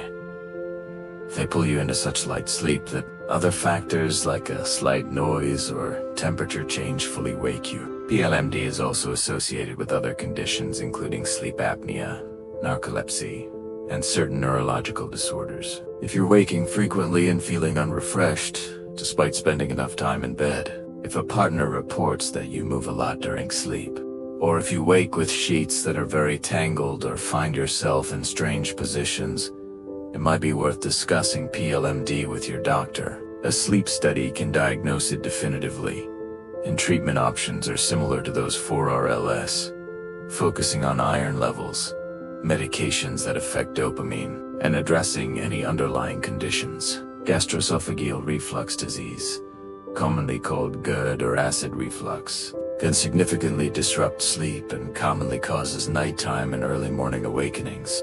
In GERD, stomach acid flows backward into the esophagus, the tube connecting your mouth to your stomach. This causes the burning sensation known as heartburn. When you're lying flat in bed, gravity no longer helps keep stomach contents down where they belong. making reflux more likely. The acid irritating your esophagus can wake you, often with a burning feeling in your chest or throat, a sour or bitter taste in your mouth, or a cough. Some people wake with a choking sensation. GERD symptoms often worsen in the second half of the night for a few reasons. Stomach acid production follows a circadian rhythm, with a peak in the evening. Saliva production, which helps neutralize acid, decreases during sleep, and you've had more hours for a large dinner to partially digest, potentially creating more acid. If you're waking at 3 a.m. with these kinds of symptoms, GERD might be the culprit. Lifestyle changes can help significantly. Avoiding large meals close to bedtime, limiting trigger foods like spicy foods, citrus, tomatoes, chocolate, caffeine, and alcohol, not lying down for at least 3 hours after eating, elevating the head of your bed by 6 to 8 inches, losing weight if you're overweight, and avoiding tight clothing around your waist. Medications including antacids, H2 blockers, and proton pump inhibitors can also help, though long-term use of some should be discussed with your doctor. Nocturia, the need to wake during the night to urinate, becomes increasingly common with age and can certainly pull you from sleep at 3 in the morning. Occasional nighttime urination is normal, especially if you've had a lot to drink in the evening. But waking 2 or more times per night regularly to urinate is considered nocturia and can significantly disrupt sleep quality. Many factors can contribute. As pupillary, the kidneys produce more urine at night, rather than concentrating it as effectively. The bladder capacity can decrease. Men might develop an enlarged prostate that makes complete bladder emptying difficult. Women might have pelvic floor weakness, affecting bladder control. Certain medications, particularly diuretics, used for high blood pressure, increase urine production. Conditions like diabetes, heart failure, and sleep apnea can cause even drinking too much fluid in the evening, especially caffeine or alcohol, which act as diuretics, can be the cause. If nocturia is waking you regularly, talk with your doctor to identify any underlying causes. Practical steps that might help include limiting fluid intake in the 2 to 3 hours before bed, avoiding caffeine and alcohol in the evening, doing pelvic floor exercises, treating any urinary tract infections, and timing medications appropriately. For some people, the issue isn't actually producing more urine at night, but waking for other reasons, and then noticing the need to urinate. Addressing the primary cause of waking can then reduce bathroom trips. Pregnancy brings dramatic hormonal changes, physical discomfort, and emotional adjustments, all of which can significantly affect sleep. In the first trimester, rising progesterone levels cause increased sleepiness during the day, but can also lead to more frequent nighttime urination as the growing uterus presses on the bladder. Nausea might wake you. By the second trimester, sleep often improves as the body adjusts to pregnancy hormones and nausea typically subsides. But in the third trimester, sleep becomes challenging again. The growing belly makes finding a comfortable position difficult. Heartburn worsens when lying down. The baby's movements can wake you. Leg cramps and restless legs are common. And anxiety about the approaching birth can keep the mind active. Many pregnant women find themselves waking at 3 or 4 in the morning, unable to get comfortable or calm their racing thoughts. The frequent nighttime urination continues or intensifies after birth. Sleep disruption continues for obvious reasons as newborns wake frequently to feed, but even beyond the baby's needs, the dramatic hormonal shifts that happen postpartum, the physical recovery from childbirth, and the enormous life adjustment can all affect sleep. Progesterone and estrogen drop sharply after delivery, which can impact sleep quality. Some women develop postpartum depression or anxiety, which further disrupts sleep. While you can't eliminate pregnancy and postpartum sleep challenges entirely, pregnancy pillows, sleeping semi-upright, avoiding large meals close to bedtime, staying hydrated earlier in the day, gentle exercise, and asking for help can all provide some relief. Perimenopause, the transition period before menopause, when hormone levels begin to fluctuate, can last several years and frequently causes sleep disturbances that many women find deeply frustrating. During perimenopause, estrogen and progesterone levels rise and fall unpredictably. Progesterone, which has calming, sleep-promoting effects, often declines earlier and more dramatically than estrogen. This hormonal chaos can manifest as difficulty falling asleep, lighter and more fragmented sleep, and frequent waking, often in the early morning hours. Night sweats and hot flashes, caused by the brain's temperature regulation center responding to changing estrogen levels, can wake you suddenly, your heart racing and your body drenched in sweat. Even if the hot flash doesn't fully wake you, it can pull you into lighter sleep, making you vulnerable to waking from other causes. Mood changes, including anxiety, irritability, and depression, become more common during perimenopause and can certainly affect sleep quality. The 3 a.m. wake up. Lying there, feeling anxious or sad or simply wide awake for no clear reason, is a common perimenopause complaint. Understanding that these sleep disruptions are hormonally driven, not a personal failing or something you're doing wrong, can provide some comfort. Practical strategies include keeping your bedroom cool, using breathable bedding and sleepwear, avoiding triggers for hot flashes like spicy foods and alcohol, managing stress, exercising regularly, and considering hormone replacement therapy or other treatments under medical guidance. Many women find that their sleep improves once they reach full menopause and hormone levels stabilize, even though they're lower. Menopause itself, defined as 12 consecutive months without a menstrual period, marks the permanent end of menstruation and fertility.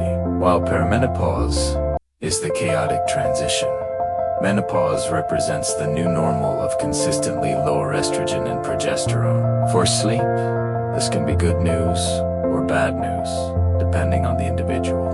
Some women find their sleep improves once the wild hormonal fluctuations of perimenopause settle down, even though hormone levels remain low. Others continue to struggle with sleep disruption. Hot flashes and night sweats can persist for years after menopause for some women. The lower estrogen affects sleep architecture, typically reducing time in REM sleep and increasing nighttime awakenings. Estrogen also affects serotonin and other neurotransmitters involved in mood and sleep regulation. Lower levels can contribute to depression and anxiety, which in turn affects sleep. The risk of developing sleep apnea increases significantly after menopause, partly because estrogen appears to protect the airway. Weight gain, particularly around the middle, is common after menopause and can contribute to both sleep apnea and general discomfort when trying to sleep. Vaginal dryness and changes in bladder control can cause nighttime waking. The loss of progesterone's calming effects persists. All of these factors can contribute to the 3 a.m. wake-up becoming a frustrating pattern. Treatment options include hormone replacement therapy, which can be very effective for some women, non-hormonal medications for hot flashes, addressing sleep apnea if present, maintaining a healthy weight, regular exercise, stress management, and keeping the bedroom cool and comfortable. Aging brings natural changes to sleep architecture that affect nearly everyone, though the degree varies from person to person. Older adults tend to spend less time in the deepest stages of sleep and more time in lighter sleep stages. They take longer to fall asleep. They wake more frequently during the night. They often wake earlier in the morning, and they tend to feel sleepier earlier in the evening. These changes begin gradually in midlife and continue through older age.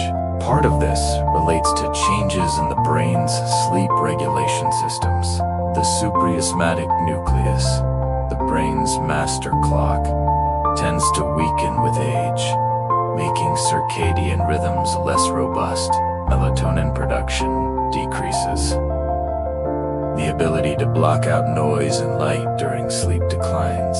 But it's important to understand that while sleep changes with age, chronic insomnia and severe sleep disruption are not a normal part of aging and should be addressed rather than simply accepted. Many older adults sleep quite well, and many sleep problems in older people are actually caused by medical conditions, medications, pain, mood disorders, or sleep disorders like apnea, all of which can be treated. If you're older and struggling with frequent nighttime waking, including at 3 a.m., wake up. Don't dismiss it as just part of getting older.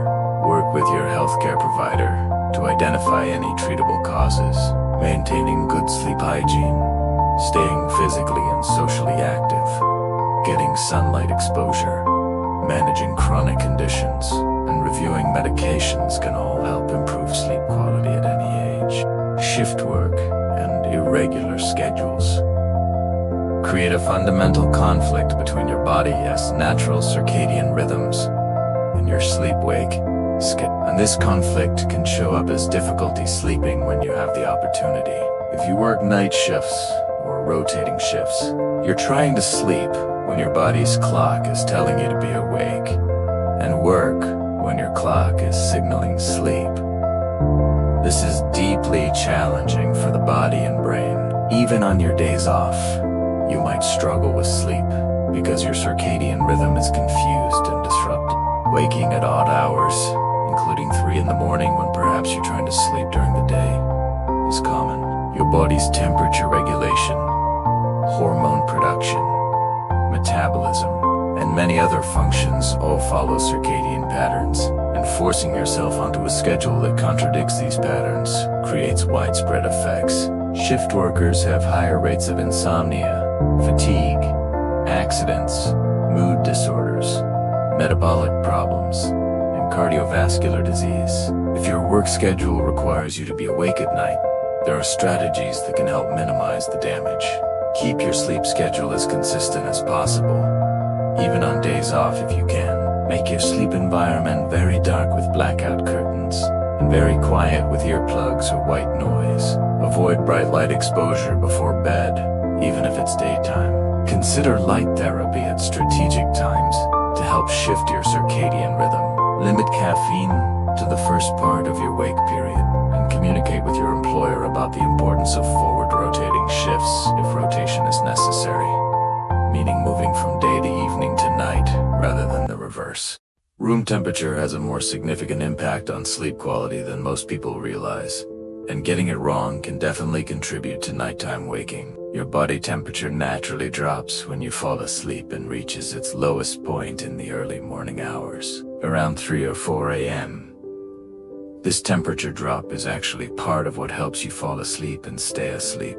It's one of the physiological signals that it's time to rest. When your bedroom temperature is too warm, your body struggles to achieve that necessary cooling. You might toss and turn, kick off blankets, feel restless, and wake more easily. Sleep becomes lighter and less restorative. Conversely, if your room is too cold, your body has to work to maintain core temperature, which can also interfere with deep sleep and potentially wake you. The ideal temperature for sleep varies somewhat from person to person, but research suggests somewhere between 60 and 67 degrees Fahrenheit works best for most people. Within that range, cooler tends to be better than warmer.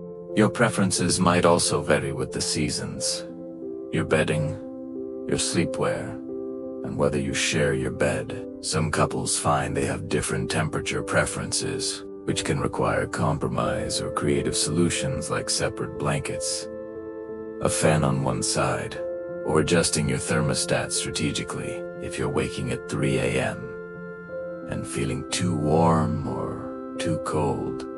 Experiment with your bedroom temperature. Even a few degrees can make a surprising difference in sleep quality. Light exposure during the night can wake you or make it harder to fall back asleep after waking for another reason. And modern life exposes us to more nighttime light than ever before in human history. Your eyes contain special cells that detect light, particularly blue wavelength light, and send signals to your brain's master clock. When these cells detect light, Your brain interprets it as daytime, suppressing melatonin production and promoting wakefulness. This is useful during actual daylight hours, but problematic at night. Even small amounts of light during sleep can disrupt your sleep quality. Light from street lamps coming through windows, light from electronic devices, even the glow from a digital alarm clock can affect your sleep. If you wake at 3 a.m. and check your phone, the bright blue light from the screen will make falling back asleep much more difficult. Your brain will interpret that light as a signal that it's morning and time to wake up, suppressing whatever melatonin you have left. For the best sleep, your bedroom should be as dark as possible.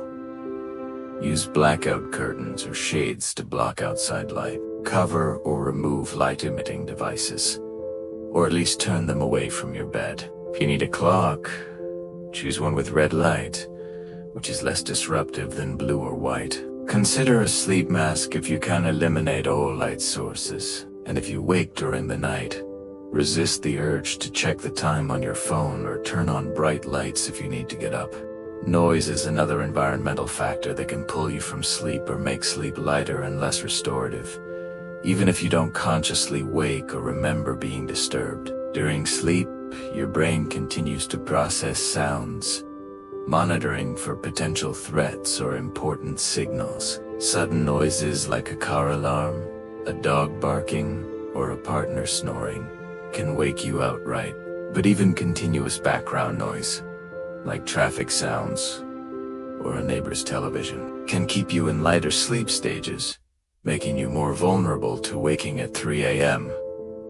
From other factors, interestingly, not all noise is harmful to sleep. Steady, consistent sounds can actually help mask sudden noises that would otherwise wake you. This is where white noise machines, fans, or apps that play rain sounds or ocean waves can be helpful. The constant, predictable sound provides a buffer that helps smooth out the acoustic environment. For some people, complete silence feels unsettling and makes it harder to sleep.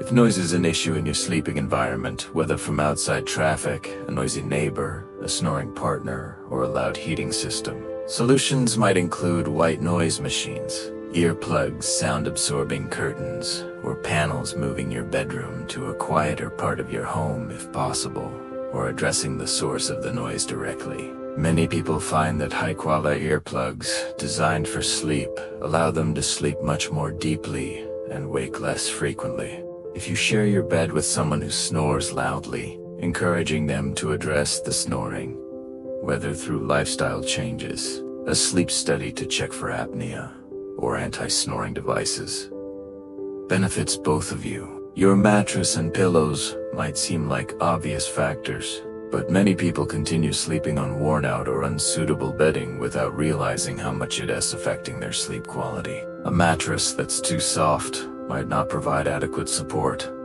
leading to aches and pains that wake you. One that's too firm might create pressure points. An old mattress that sags can throw your spine out of alignment. The right mattress is highly individual and depends on your body size, sleeping position, and personal preferences. Most mattresses need replacing every 7 to 10 years, though this varies with quality and use. If you wake with back pain, neck pain, or shoulder pain, or if you're tossing and turning frequently and waking often, your mattress might need attention. Similarly, pillows that don't properly support your head and neck can cause discomfort that disrupts sleep. Side sleepers typically need firmer, fuller pillows to keep the head aligned with the spine. Back sleepers generally do better with medium support. Stomach sleepers usually need flatter pillows. Pillows should be replaced every 1 to 2 years as they lose support and accumulate dust mites. The temperature regulation of your bedding matters too. Natural materials like cotton, linen, and wool tend to breathe better than synthetics, helping regulate temperature. If you sleep hot, cooling mattress pads or moisture-wicking sheets might help. While quality bedding can be expensive, considering you spend a third of your life in bed, it's an investment in your health and well-being. Sleep position affects not just whether you snore or experience pain, but also how well you sleep overall, and whether you're likely to wake during the night. Side sleeping is generally considered the healthiest position for most people. It keeps airways open, reducing snoring and sleep apnea risk. It allows the spine to rest in a neutral position. And sleeping on your left side specifically may reduce acid reflux because it positions the stomach below the esophagus. However, side sleeping can cause shoulder or hip pain if your mattress is too firm, and it can contribute to wrinkles and facial asymmetry over time from pressure on one side of the face. Back sleeping keeps the spine neutral and prevents facial pressure, but it can worsen snoring and sleep apnea because gravity pulls the tongue and soft tissues backward. It can also aggravate lower back pain if you don't have proper support. Stomach sleeping is generally considered the least healthy position. It requires turning your head to one side, which can strain the neck. It flattens the natural curve of the lower back, and it can put pressure on joints and muscles. However, it can reduce snoring for some people. If you're waking frequently and experiencing pain or discomfort, your sleep position might be contributing. Changing ingrained sleep position habits is challenging, but using pillows strategically can help. A pillow between your knees if you're a side sleeper, under your knees if you sleep on your back, or under your hips if you sleep on your stomach, can improve alignment and comfort. What you eat throughout the day, and particularly in the evening, has profound effects on your sleep quality and whether you wake during the night. Heavy, rich meals late in the evening force your digestive system to work hard when it should be resting. Your body temperature rises during digestion, which conflicts with the natural temperature drop needed for sleep. Blood flow is directed to your digestive system rather than being available for the restorative processes that happen during sleep. You might experience indigestion, acid reflux, or simply feel uncomfortable lying down with a full stomach. All of this can make sleep lighter and more easily disrupted. Even if a large late dinner doesn't prevent you from falling asleep initially, it can contribute to waking at 3 a.m. as your body finishes the digestive process and blood sugar levels shift. On the other hand, going to bed truly hungry can also disrupt sleep because hunger signals can wake you, and low blood sugar can trigger the release of cortisol and adrenaline. The key is finding the right balance for your body. Most sleep experts recommend finishing dinner at least 3 hours before bedtime. If you need a snack closer to sleep, choose something light and balanced, combining a small amount of complex carbohydrate with protein or healthy fat. Examples might include a small bowl of oatmeal, whole grain toast with nut butter, Greek yogurt with berries, or a banana with almond butter. These combinations provide steady energy without overwhelming your digestive system. Sugar and refined carbohydrates can create a roller coaster effect on your blood sugar that significantly impacts sleep quality and can absolutely contribute to that 3 a.m. wake up. When you eat foods high in sugar or refined carbohydrates, particularly without accompanying protein, fat, or fiber to slow absorption, your blood sugar spikes rapidly. Your pancreas responds by releasing insulin to move that sugar out of your bloodstream and into your cells. In the short term, this can make you feel sleepy, which is why many people feel drowsy after a carbohydrate-heavy meal. But several hours later, blood sugar can drop too low, creating what's called reactive hypoglycemia. When blood sugar drops significantly, your body perceives this as a potential emergency. It responds by releasing stress hormones, particularly cortisol and adrenaline, to trigger the release of stored glucose and bring blood sugar back up. These activating hormones can pull you from sleep, often leaving you wide awake at 3 or 4 in the morning with your heart beating faster than it should. You might not feel hungry, but low blood sugar could still be the culprit. This is especially likely if you ate dessert or a sugary snack close to bedtime, or if you had a dinner very high in refined carbohydrates and low in protein and healthy fats. Balancing your meals throughout the day with adequate protein, healthy fats, and fiber. Choosing complex carbohydrates over refined ones, and avoiding sugary foods close to bedtime can help keep blood sugar more stable through the night. Protein intake throughout the day affects your sleep more than you might realize, primarily through its role in neurotransmitter production. Proteins are made up of amino acids, and several amino acids are precursors to neurotransmitters that regulate sleep and mood. Tryptophan, which we discussed earlier, converts to serotonin and then melatonin.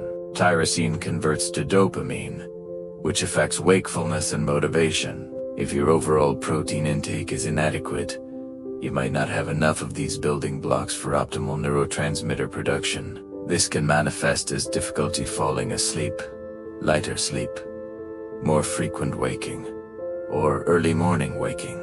Including adequate protein at each meal, not just dinner, helps ensure a steady supply of amino acids throughout the day and night. How much protein you need depends on your body size, activity level, and age, but general recommendations are around 0.8 to 1 gram of protein per kilogram of body weight daily, with older adults and very active people needing more. Good protein sources include meat, poultry, fish, eggs, dairy products, legumes, nuts, seeds, and soy products. The timing of protein intake might also matter. Some research suggests that having some protein at dinner or as an evening snack can support better sleep by providing amino acids for overnight neurotransmitter production and helping stabilize blood sugar. However, very large amounts of protein late at night might be harder to digest and could interfere with sleep. So balance is key. Healthy fats are essential for overall health and can also support better sleep through several mechanisms. Fats slow digestion, which helps maintain steady blood sugar levels throughout the night.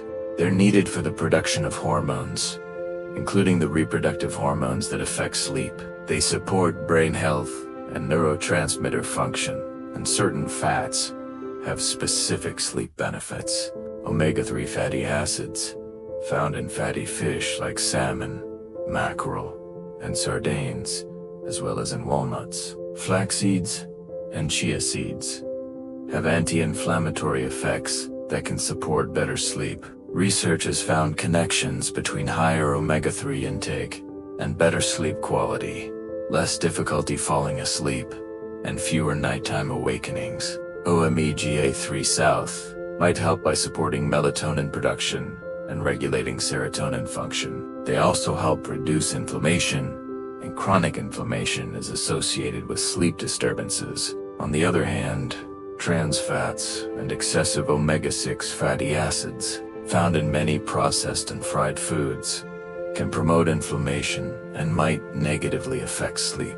The balance between omega-3 and omega-6 fats in your diet matters for overall health and potentially for sleep.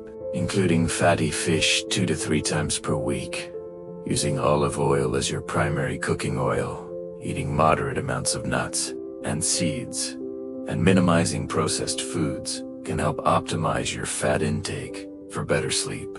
Just be mindful that very large amounts of fat at dinner can slow digestion significantly and might cause discomfort when lying down. Fiber is often discussed in terms of digestive health, but it also plays an interesting role in sleep quality. Research has found that people who eat more fiber tend to spend more time in deep, slow-wave sleep and less time in light sleep stages.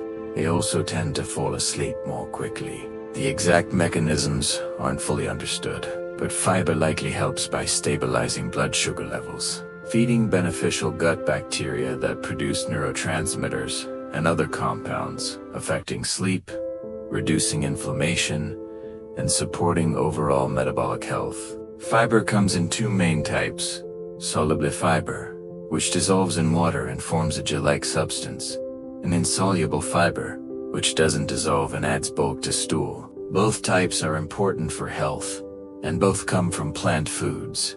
Good sources include vegetables, fruits, whole grains, legumes, nuts, and seeds. Most people don't eat nearly enough fiber. Recommendations are around 25 grams daily for women and 38 grams for men, but average intake is much lower. Increasing fiber intake gradually is important because too much too fast can cause digestive discomfort, and increasing fiber without also drinking enough water can cause constipation. If you're currently eating a low-fiber diet and waking frequently at night, gradually increasing your fiber intake from whole food sources throughout the day might support better sleep over time. However, eating a very large fiber-rich meal right before bed might cause bloating or gas that disrupts sleep, so timing matters. Melatonin supplements have become extremely popular for sleep support, and many people use them hoping to prevent nighttime waking or make it easier to fall back asleep after waking.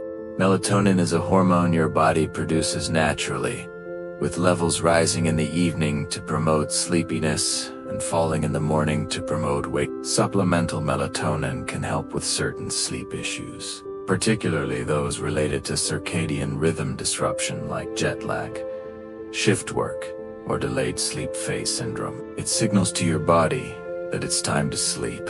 However, melatonin isn't a sleeping pill in the traditional sense. It doesn't knock you out. It gently nudges your body's natural sleep drive.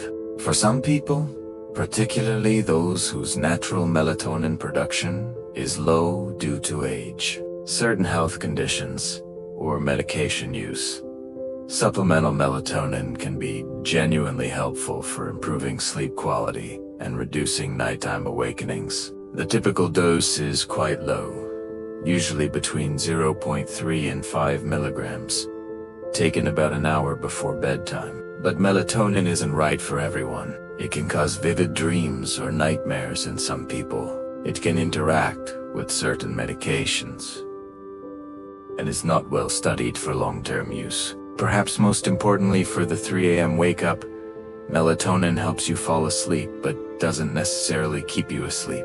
If you wake at 3, your melatonin levels are already declining naturally as morning approaches, so taking more at that point usually isn't helpful. If you're considering melatonin, start with the lowest dose. Choose a reputable brand since supplements aren't strictly regulated, and ideally discuss it with your healthcare provider first. Many prescription and over-the-counter medications can affect sleep as a side effect, either making sleep more difficult or, in some cases, causing drowsiness at unwanted times. If you've recently started a new medication and your sleep has worsened, or if you've been taking certain medications long-term and struggle with sleep, the connection might not be coincidental. Stimulating medications are obvious culprits. These include medications for ADHD, certain antidepressants, particularly as some blood pressure medications, corticosteroids, like prednisone, thyroid hormone replacement. These can make falling asleep difficult, cause lighter sleep, or increase nighttime awakenings. On the other hand, some medications can cause daytime drowsiness that disrupts your natural sleep-wake rhythm, making you sleep poorly at night. These include certain antihistamines, some blood pressure medications, muscle relaxants, and many others. Beta blockers, commonly prescribed for high blood pressure and heart conditions, can suppress natural melatonin production and cause vivid dreams or nightmares, both of which can disturb sleep. Diuretics, also used for blood pressure and heart failure, increase urination and can cause nighttime waking to use the bathroom. If you suspect a medication might be affecting your sleep, don't stop taking it without consulting your doctor. There might be alternative medications with fewer sleep side effects, or the timing of when you take the medication might be adjusted. Never stop a prescribed medication on your own, particularly medications for serious conditions, as this can be dangerous. Herbal supplements marketed for sleep support include many options, some with more evidence behind them than others. Valerian root is one of the most studied and commonly used. It appears to increase levels of GABA, a neurotransmitter that has calming effects Some research suggests it can help with falling asleep and improving sleep quality, though effects are usually modest and may take several weeks of consistent use to appear. Passion flower is another herb with traditional use for anxiety and insomnia. It also appears to work by increasing GABA. Limited research suggests it might help with sleep quality. Chamomile, usually consumed as tea, has gentle calming effects and is very safe for most people. It's not as powerful as prescription sleep medications, but many people find it helpful as part of a bedtime routine. Lemon balm, lavender, and magnolia bark are other herbs with traditional sleep uses and varying amounts of research support. The important thing to understand about herbal sleep aids is that they tend to have gentler, subtler effects than pharmaceutical sleep medications. They're not going to knock you out the way a benzodiazepine might, but they also tend to have fewer side effects and less risk of dependence. Quality matters significantly with herbs, because supplements aren't regulated as strictly as medications. Choose reputable brands that test for purity and potency. And remember that natural doesn't automatically mean safe for everyone. Herbs can interact with medications and might not be appropriate if you have certain health conditions or are pregnant or breastfeeding. L-theanine is an amino acid found primarily in tea leaves, particularly green tea, that has calming effects without causing drowsiness during the day. It appears to work by increasing levels of GABA, serotonin, and dopamine, neurotransmitters involved in mood regulation and sleep. L-theanine can also reduce levels of chemicals in the brain associated with stress and anxiety. For sleep, L-theanine is interesting because it promotes relaxation without sedation. It might help you fall asleep more easily by calming an anxious or racing mind, but it doesn't force sleep the way a sedative would. Some people find it helpful for that 3 a.m. waking because it can help calm nighttime anxiety without causing grogginess. It's often combined with other supplements like magnesium or GABA for sleep support. The typical dose for sleep purposes is around 200 to 400 milligrams, taken in the evening. L-theanine appears to be quite safe for most people with few reported side effects. Some people take it during the day for its anti-anxiety effects without it making them sleepy, which is part of what makes it unique. If you're someone who wakes at 3 a.m. with your mind racing or feeling anxious, L-theanine might be worth exploring. It's generally well tolerated and can be combined with other sleep support strategies. As with any supplement, it's wise to discuss it with your healthcare provider first, particularly if you take medications or have health conditions. GABA supplements have become popular for sleep and anxiety support, but there's an important caveat about how well they actually work. GABA, or gamomino, butyric acid, is the main inhibitory neurotransmitter in your brain, meaning it reduces neuronal excitability and has calming effects. Many sleep medications and anxiety medications work by enhancing GABA activity in the brain. This has led to interest in taking GABA as a supplement, with the idea that increasing GABA directly would promote relaxation and better sleep. However, there's a significant problem with this approach. GABA molecules are too large to easily cross the blood-brain barrier, the protective membrane that controls what can enter your brain from your bloodstream. This means that most of the GABA you take orally probably doesn't actually reach your brain. Despite this theoretical limitation, some people report that GABA supplements help them feel calmer and sleep better. There are a few possible explanations. Perhaps small amounts do cross the blood-brain barrier in some individuals. Perhaps GABA affects the peripheral nervous system, the parts outside the brain and spinal cord, which then indirectly affects the central nervous system.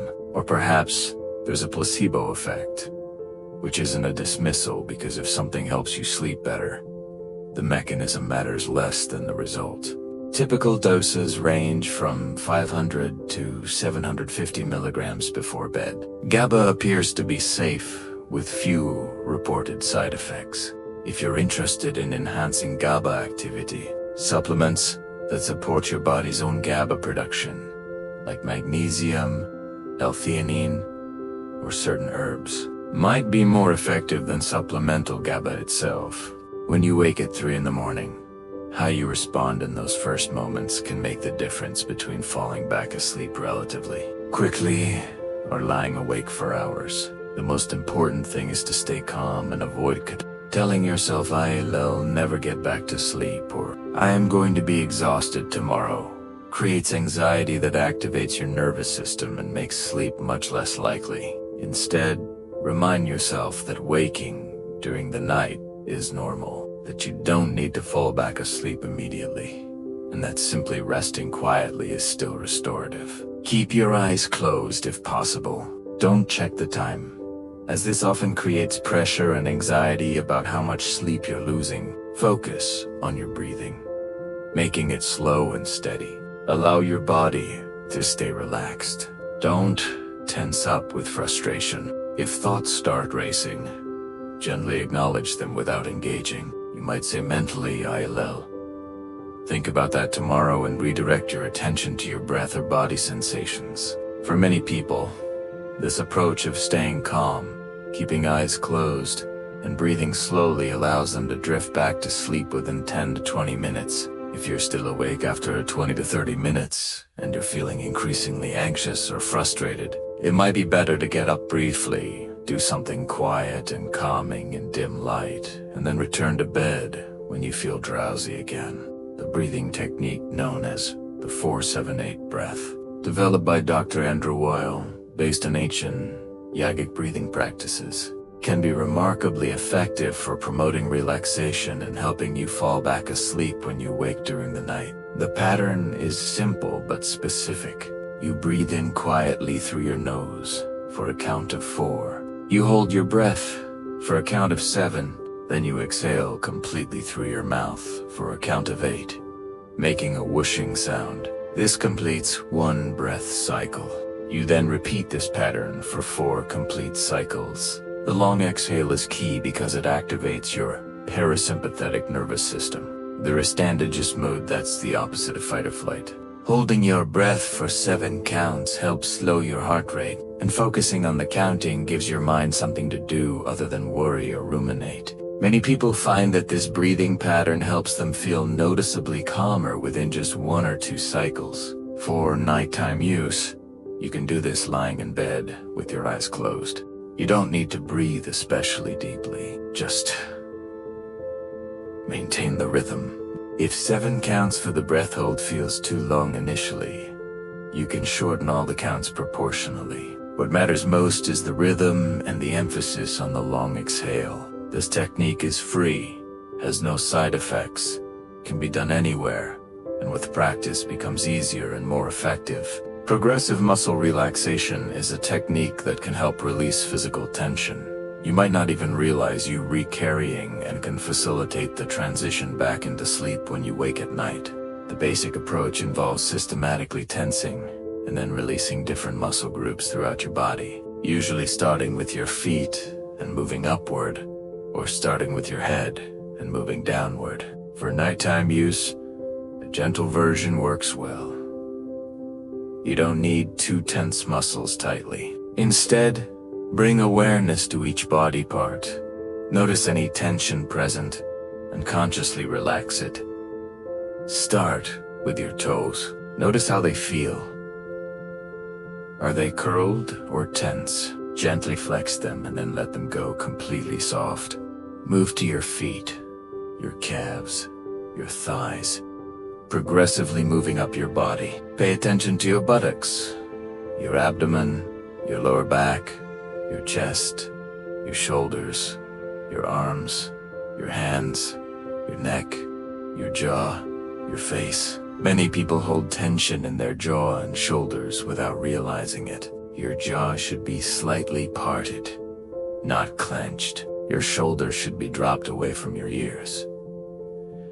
Your face should be soft. Often, by the time you've moved through your entire body, you're much more relaxed and already drifting toward sleep. If your mind wanders during this process, gently bring attention back to the next body part. The combination of focused attention and physical relaxation often allows sleep to return. Body scan meditation is similar to progressive muscle relaxation, but comes from mindfulness, meditation traditions, and awareness rather than actively trying to relax. When you wake at 3 a.m., a gentle body scan can shift your attention away from racing thoughts and into the present moment through physical sensations. Lying comfortably in bed with your eyes closed, bring your attention to the top of your head. Notice how it feels. Don't try to change anything. Just observe. Notice temperature, pressure, any tingling or pulsing. Then slowly move your attention down through your forehead, your eyes, your cheeks, your jaw, your neck. Continue moving attention through your entire body, part by part, simply noticing sensations without judging them as good or bad. If you notice tension, you can breathe into that area. But the primary goal is awareness, not forcing relaxation.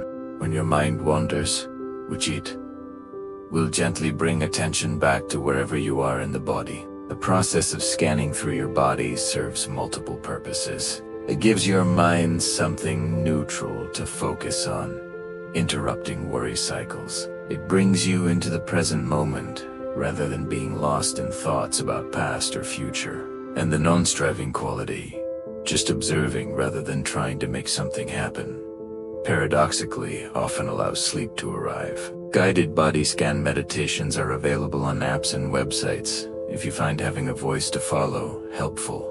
Visualization and imagery can transport your mind to a calm, pleasant place that's incompatible with the stress and activation that keeps you awake. When you wake at 3 a.m., instead of lying there thinking about problems or watching the clock, you can deliberately create a peaceful mental scene and immerse yourself in it. This might be a real place you remember, like a beach you once visited, or an entirely imaginary place. The key is to engage all your senses in the visualization, making it as real and vivid as possible. If you're imagining a beach, what do you see? The color of the water, the sand, the sky. What do you hear? Waves, seabirds.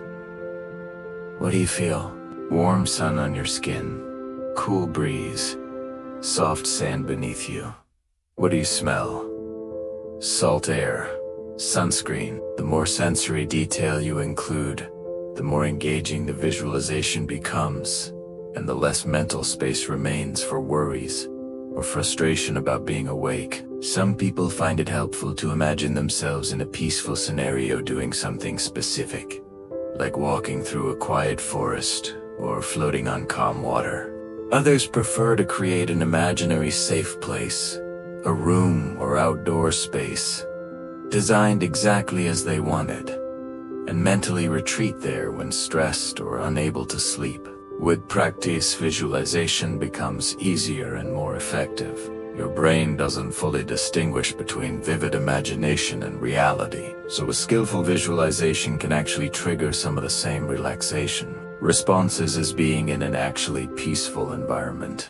The thought-stopping technique can be useful when your mind is racing at 3 in the morning with worries, plans, or repetitive thoughts that won't let you rest. The concept is simple but requires practice. When you notice your mind has latched onto a thought and is cycling through it repeatedly, you consciously interrupt the pattern. Some people find it helpful to mentally say stop firmly but not harshly to themselves. Others visualize a stop sign or imagine pressing a pause button. The key is to interrupt the thought loop and then immediately redirect your attention to something neutral and calming. This might be your breathing, a simple visualization, or a calming word or phrase you repeat. The thought will likely return, and that's normal. When it does, you stop it again and redirect again. This isn't about forcing thoughts away permanently or judging yourself for having them. It's about recognizing that 3 in the morning isn't the time for problem solving or worry, and you can choose to set those thoughts aside until morning when you're better equipped to address them. Some people find it helpful to keep a small notebook by the bed. If a thought feels urgent or important, you can jot down a brief note to address it tomorrow, then let it go knowing you won't forget it. This externalizing of the worry can help release it from your mind. Paradoxical intention is a counterintuitive technique that can be surprisingly effective for sleep difficulties, including the frustration of waking at 3 a.m. The approach involves giving up trying to sleep and instead trying to stay awake. This reverses the usual dynamic, where you're lying in bed desperately trying to fall asleep, which creates performance anxiety and activates your nervous system. Instead, you lie comfortably with your eyes gently closed and tell yourself you're trying to stay awake. You might even challenge yourself to notice how long you can maintain wakefulness. This removes the pressure and anxiety around sleep. When sleep is no longer something you're striving for, the striving that was preventing it disappears. It sounds strange, but research has actually found paradoxical intention can be helpful for some people with insomnia. The key is to approach it genuinely, not as a trick to fall asleep, but as a real intention to stay awake. You stay relaxed and comfortable, just without the goal of sleeping. For many people, removing that goal paradoxically allows sleep to arrive naturally. This technique works particularly well for people whose sleep difficulties are maintained by anxiety about sleep itself. If you're someone who lies awake, worrying about not sleeping, watching the clock, calculating how many hours you have left, paradoxical intention might break that cycle. Cognitive reframing involves changing how you think about your 3 a.m. waking, and this shift in perspective can actually change how distressing the experience feels and sometimes even how long it lasts. Instead of thinking this is terrible, I'll be exhausted tomorrow. Why does this keep happening to me? Which creates anxiety and frustration. You might reframe the experience differently. You might think of it as quiet time for rest, even if you're not deeply asleep. You might remind yourself that humans throughout history often woke during the night and didn't view it as a problem. You might recognize that simply lying quietly with your eyes closed provides significant rest and recovery even if you were not fully asleep. You might view it as time when your body is doing important work, perhaps processing emotions or consolidating memories. The thoughts you have about waking up significantly affect your stress response. If you catastrophize and panic, you flood your system with stress hormones that make falling back asleep nearly impossible. If you stay relatively calm and accepting, your nervous system remains quieter and sleep can return more easily. This doesn't mean you have to love waking at 3 a.m. or pretend it's pleasant, but shifting from this is awful and shouldn't be happening too. This is uncomfortable but manageable and temporary, can make a real difference in both how you feel and how long you stay awake. The stimulus control technique is based on the principle that your bed and bedroom should be associated with sleep, not with wakefulness and frustration. When you repeatedly lie awake in bed for long periods, you can develop a learned association between your bed and being awake, which actually makes falling asleep harder. Stimulus control aims to strengthen the bed-sleep association and weaken the bed-wakefulness association. The basic rule is that if you're awake in bed for more than about 20 minutes, whether at the beginning of the night or after waking at 3 a.m., you should get up and leave the bedroom. Go to another room and do something quiet and calming in dim light until you feel genuinely sleepy again. This might be reading something boring, gentle stretching, or sitting quietly. Then return to bed. If you're still not asleep after another 20 minutes or so, get up again. Repeat as needed. This can feel difficult at 3 in the morning when it is cold and dark and you're retired. But the consistent pattern teaches your brain that bed equals sleep, not lying awake, feeling frustrated. Over time, this can significantly reduce the time you spend awake during nighttime wakings. The key is to get up before you become too frustrated or anxious. You're not punishing yourself by leaving bed. You're just maintaining a clear association between bed and sleep. Journaling before bed can help prevent some types of 3 a.m. waking, particularly the kind where your mind starts processing the day or worrying about tomorrow as soon as you wake. Taking even just 10 or 15 minutes before bed to write can serve multiple purposes. You can do a brain dump, writing down everything on your mind. All the tasks you need to remember, all the things you're worried about. Getting them out of your head and onto paper can provide a sense of relief and make it less likely your mind will grab onto these thoughts at 3 a.m.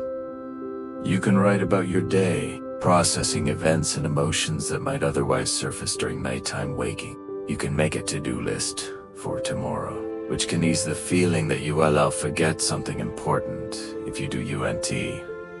Keep mentally rehearsing it. Some people find gratitude journaling helpful, writing a few things they're grateful for from the day. This can shift your emotional state towards something more positive before sleep. Others prefer worry journaling, where they write out their worries in detail and then consciously set them aside.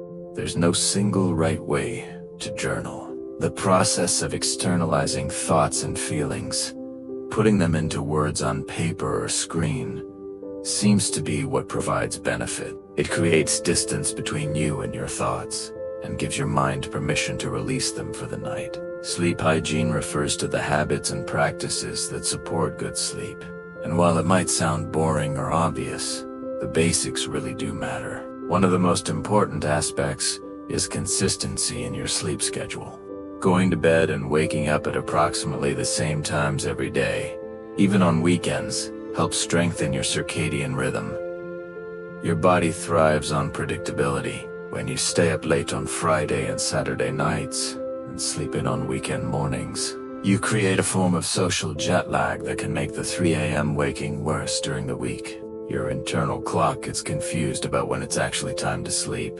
Consistency doesn't mean you can never vary your schedule, but keeping variations within about an hour helps maintain stable rhythms. This means that if you typically wake at 6:30 on weekdays, sleeping until 9 or 10 on weekends disrupts your rhythm. 7:30 or 8 might be a better weekend wake time. Similarly, going to bed at roughly the same time each night, when you feel naturally sleepy, helps train your body's sleep drive.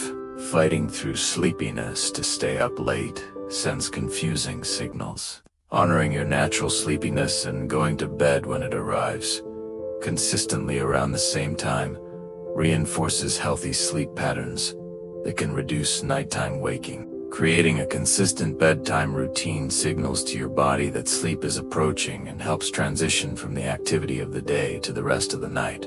Your routine doesn't need to be long or complicated. Even 30 minutes of consistent, calming activities can be effective. This might include dimming lights throughout your home, turning off screens, doing some gentle stretches, washing your face and brushing your teeth, changing into comfortable sleepwear, perhaps having a cup of herbal tea, reading something calming, listening to soft music, or doing some deep breathing or meditation.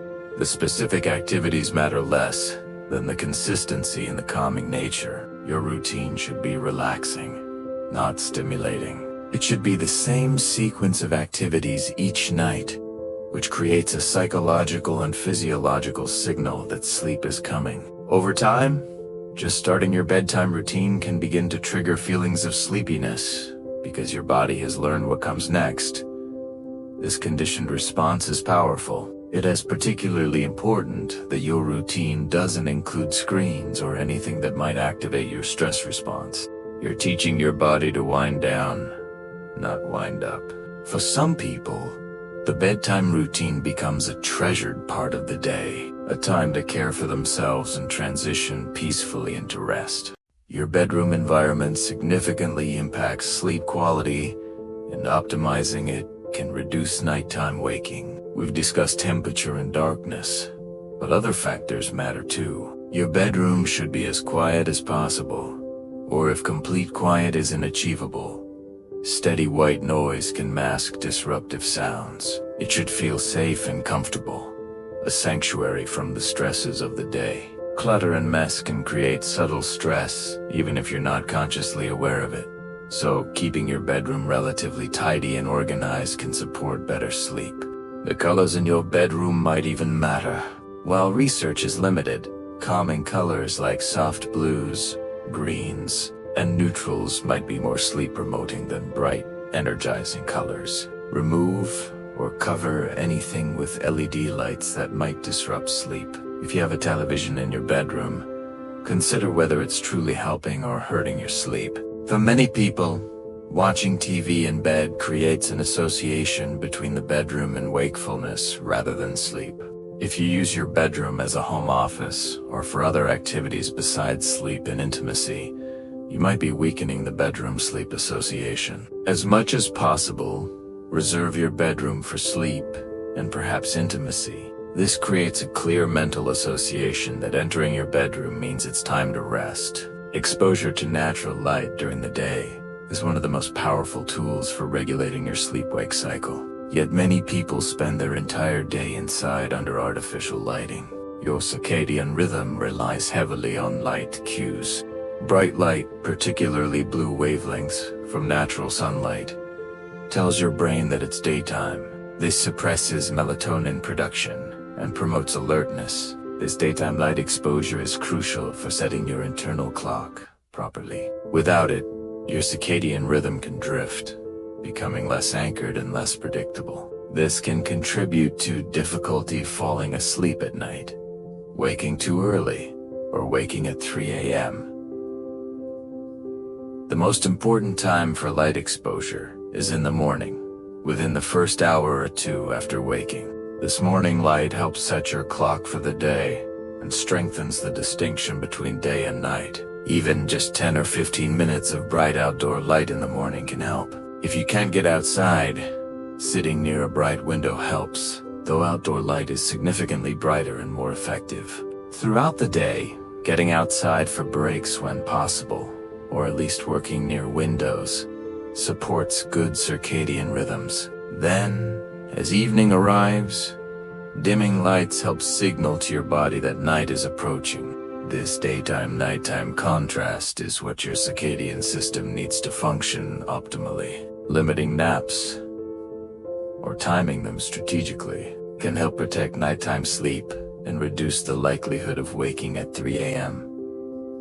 Naps can be wonderful and restorative for some people, but they can also interfere with nighttime sleep if they're too long, too late in the day, or if you're someone whose sleep is already fragile. A short nap of 20 to 30 minutes in the early afternoon can boost alertness and performance without significantly affecting nighttime sleep for most people.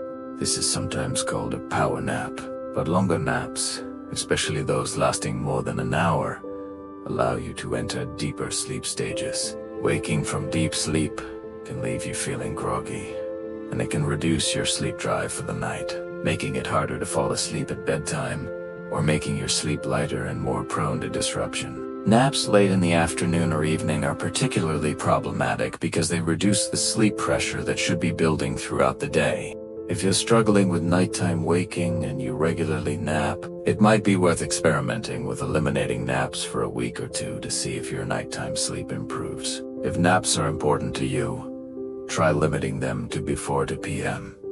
and keeping them under 30 minutes. Some people find that avoiding naps entirely helps them sleep more deeply and continuously at night. Yoga, particularly gentle or restorative styles, can be a beautiful practice for supporting better sleep and reducing nighttime waking. Yoga combines physical movement, breath work, and meditation, addressing multiple factors that affect sleep. The physical postures, or asanas, release tension from muscles, stretch areas that tend to hold stress like the hips and shoulders, and can help tire the body in a gentle way. The breathwork component activates the parasympathetic nervous system, promoting relaxation. The meditative aspect helps calm the mind and can reduce the anxiety and rumination that often wake people at night or keep them awake. Practicing yoga regularly, perhaps 3 or 4 times a week, can have cumulative benefits for sleep. But even a short sequence before bed can help prepare your body and mind for rest. Gentle forward folds, twists, and hip openers are particularly calming. Legs up the wall pose is wonderfully restorative. Child's pose allows for a complete surrender. Practiced with slow, conscious breathing, these postures shift your nervous system out of fight or flight and into rest and digest mode. If you wake at 3 a.m. and can't fall back asleep, Getting up and doing a few gentle yoga poses in dim light can release physical tension and calm your mind, making sleep more accessible when you return to bed. Many online resources and apps offer yoga sequences specifically designed for sleep. Tai Chi, an ancient Chinese martial art that's practiced as gentle, flowing movement, has been studied for its effects on sleep with encouraging results. Tai Chi combines slow, deliberate movements with focused attention and controlled breathing. It's often described as meditation in motion.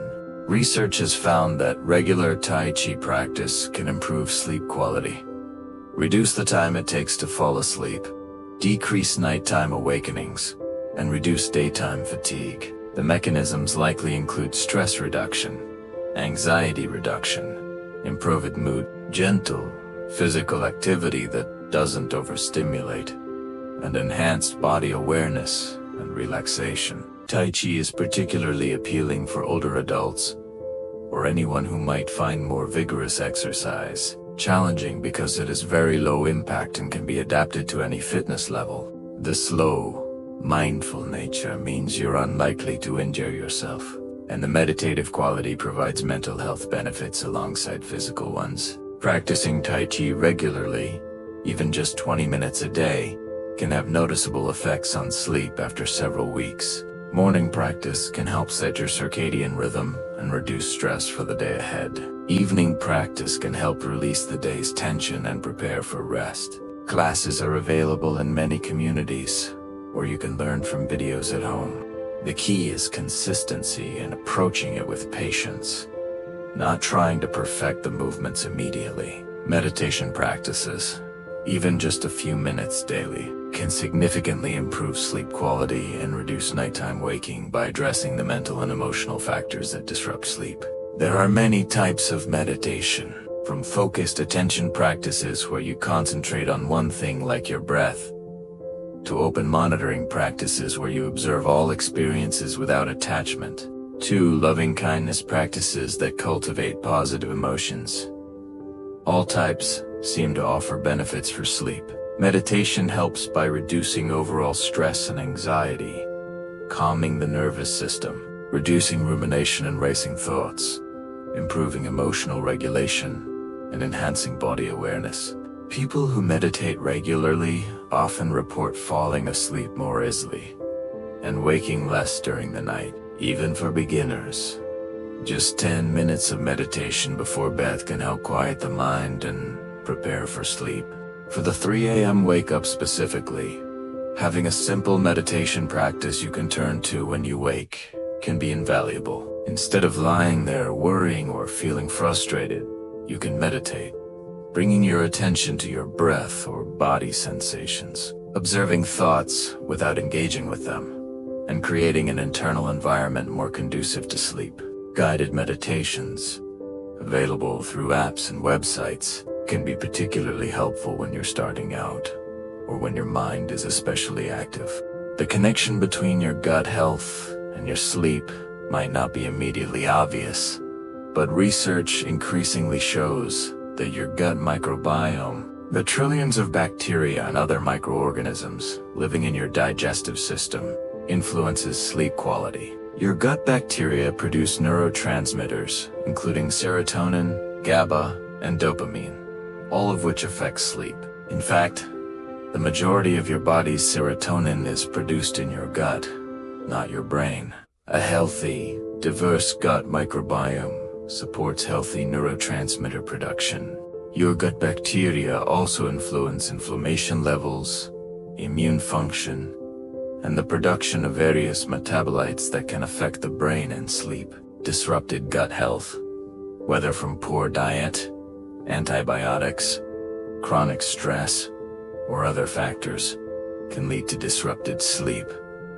The relationship works both ways. Poor sleep disrupts gut health by affecting the composition of gut bacteria and increasing gut permeability. Supporting your gut microbiome through diet can support better sleep. This means eating plenty of fiber from vegetables, fruits, whole grains, and legumes, which feed beneficial bacteria, including fermented foods like yogurt, Kefir, sauerkraut, kimchi, and kombucha provides beneficial bacteria. Processed foods, sugar, and artificial sweeteners protects gut health. Staying hydrated supports healthy digestion, and managing stress supports gut health because the gut and brain are intimately connected through the gut-brain axis. Chronic pain is one of the most common causes of sleep disruption, and the relationship between pain and sleep creates a particularly challenging cycle. Pain makes sleep difficult by creating physical discomfort that prevents you from finding a comfortable position, and by activating your nervous system, keeping you in a state of alert rather than deep rest. Pain might wake you when you shift positions during sleep. It might prevent you from reaching the deepest sleep stages where the most restorative processes occur. Then, poor sleep makes pain worse. When you don't sleep well, your pain threshold decreases, meaning the same pain signal feels more intense. Inflammation increases. Your ability to cope emotionally with pain decreases. This creates a vicious cycle where pain disrupts sleep. Poor sleep worsens pain, and the cycle continues. If you have chronic pain that's contributing to nighttime waking, managing the pain as effectively as possible becomes crucial for sleep. This might involve medication, physical therapy, gentle exercise, heat or ice, massage, acupuncture, mindfulness-based stress reduction, or other approaches, depending on the type and cause of pain. Sleep position can matter significantly for certain types of pain. Pillow placement can provide support and comfort. Sometimes, a different mattress or mattress topper can help. Working with healthcare providers who understand the pain-sleep connection and address both issues together tends to be most effective. Understanding that humans didn't always sleep in one consolidated 8-hour block can provide helpful perspective on nighttime waking. Historical records and research into pre-industrial sleep patterns reveal that segmented sleep was once common. People would sleep for several hours, wake for an hour or two in the middle of the night, and then return to sleep for another several hours before rising with the sun. This middle-of-the-night waking wasn't viewed as insomnia or a problem. It was simply the normal sleep pattern. People used this quiet, wakeful time for prayer, reflection, intimacy, or quiet activities. When electric lighting became widespread and industrial schedules demanded consolidated sleep, this pattern changed. We began expecting ourselves to sleep straight through the night in one block. But for some people, the more ancient pattern of segmented sleep might be natural. If you wake at 3 a.m., stay peacefully awake for an hour, and then sleep again until morning, and you feel rested overall. This might simply be your natural sleep pattern rather than insomnia that needs fixing. The key distinction is how you feel during the waking period and the next day. If you're anxious and frustrated during the waking and exhausted the next day, that's different from a peaceful waking followed by more sleep and adequate daytime energy. Understanding this historical context can remove some of the anxiety and judgment around nighttime waking. Acceptance plays a paradoxical but important role in improving sleep. When you fight against waking, when you lie in bed desperately trying to force sleep to return, when you become angry and anxious about being awake, you activate your stress response system. Your heart rate increases. Cortisol and adrenaline rise. Your muscles tense. This physiological arousal is the opposite of the relaxed state needed for sleep. Fighting wakefulness creates more wakefulness. Acceptance doesn't mean you like waking at 3 a.m. or that you want it to continue. It simply means you stop fighting against the reality of this moment. You acknowledge that, you reawake without adding layers of stress and resistance on top of that basic fact. This acceptance paradoxically often allows sleep to return more quickly because you're not flooding your system with stress hormones. It is the difference between I'm awake and this is terrible and awful and I could be standard versus I am awake right now. I don't love it, but it's okay. I'll rest here calmly and sleep will return when it's ready. That second response maintains nervoussystem.com. Acceptance also extends to understanding that occasional poor sleep is part of being human. You won't sleep perfectly every single night for your entire life. Sometimes you'll wake and struggle to get back to sleep. This is normal and doesn't mean something is wrong with you. Letting go of perfectionism around sleep can actually improve your sleep.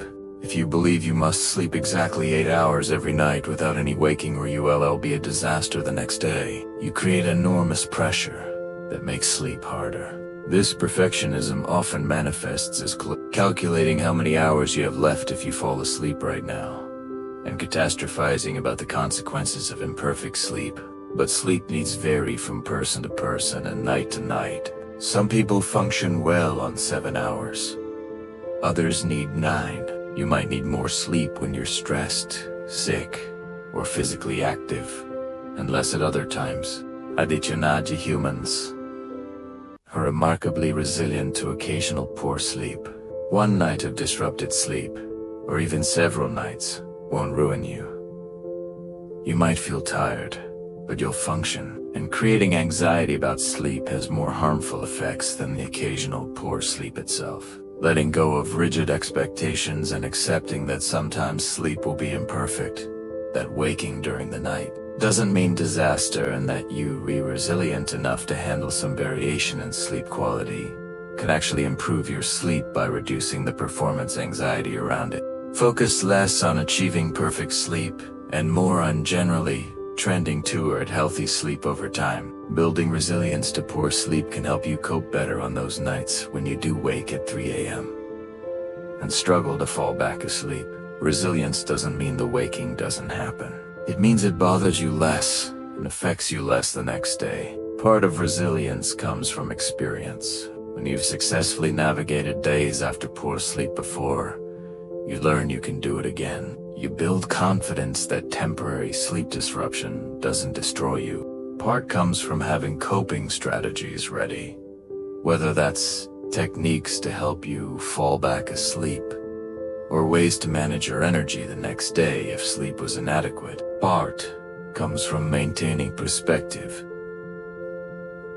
remembering that sleep naturally varies and one bad night doesn't establish a permanent pattern. And part comes from self-compassion, treating yourself kindly rather than critically when sleep is difficult. The next day, if you're tired from nighttime waking, it helps to adjust expectations rather than pushing yourself as hard as you would on a well-rested day.